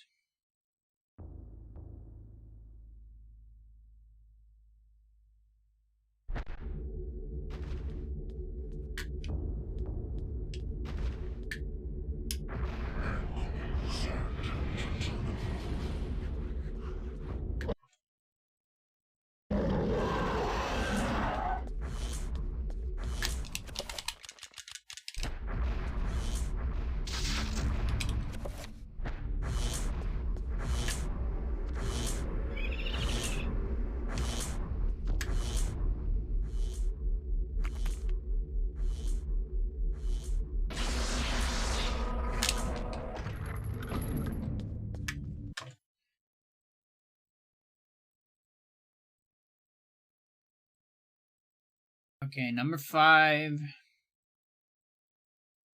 There's number 9. There's number 2.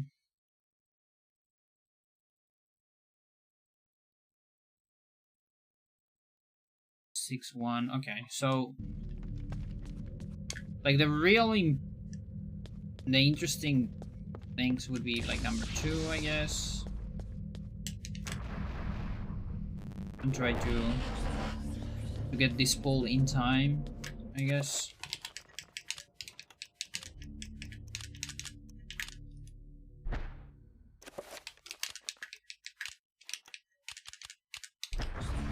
No, actually, let's do it later.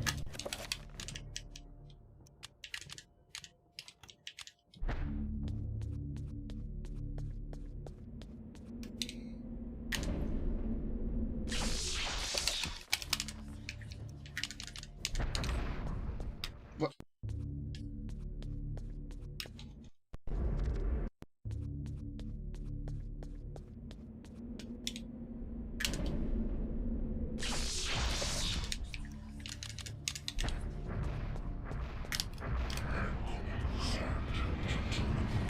Something like that.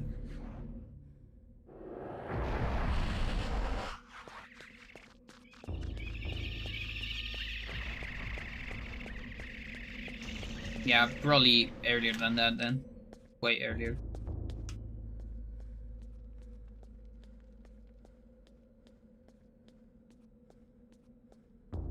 Yeah, I have so much time.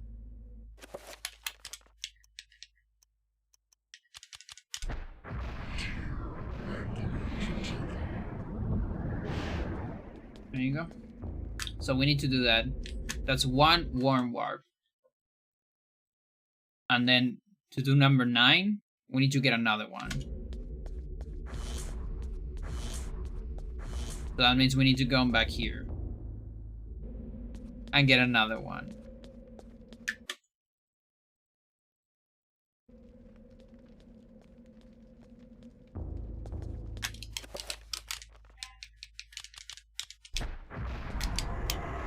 It's too much.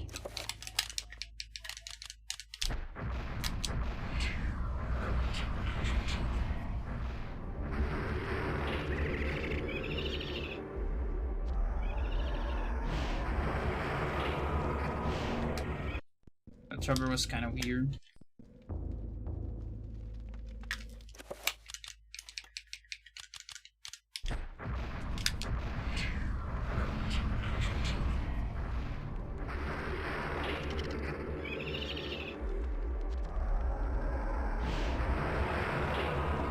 What?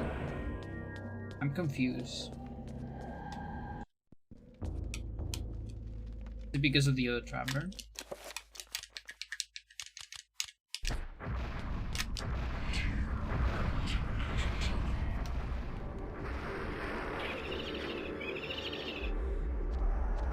you go. Finally. And that means even less magic. And I also lose my sanity again. So looking at all the magic pools we need, it might be even better to just refill sanity with. Well, I guess. Hang on, we can just refill sanity with that refiller.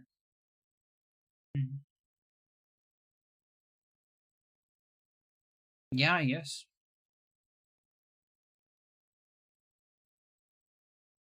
I mean, we're still gonna need recoveries or something for health instead. Yeah, it's such a pain to route this. Like, yeah, my first iteration of this, if Sir completes his current route, the first iteration I would probably do it with Peter, just to avoid the pain of this Alex, because then Alex is the same with that Peter, pretty much, and it's still gonna probably save time from skipping Michael, and I guess Paul. I think we skip Paul. I'm not entirely sure, but I think we skip it. Anyway, now I'm done. Remember when I said I was done? Like 2 hours ago? Or maybe an hour ago? Well, now I'm done. Now I'm gone. I'm gone and I'm done and yeah. I'm tired. Tomorrow I have D&D, so probably no stream. If there is a stream, it's gonna be Spelunky. Small inconsistency, yeah. Then what else? What do we have on Monday? Probably gonna have a meeting with friends on Monday. Maybe no stream. What else?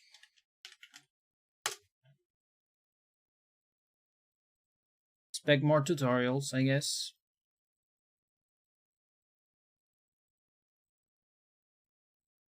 Yeah. Yeah, there you go. I'm tired. Goodbye, everyone. Good luck. Have fun.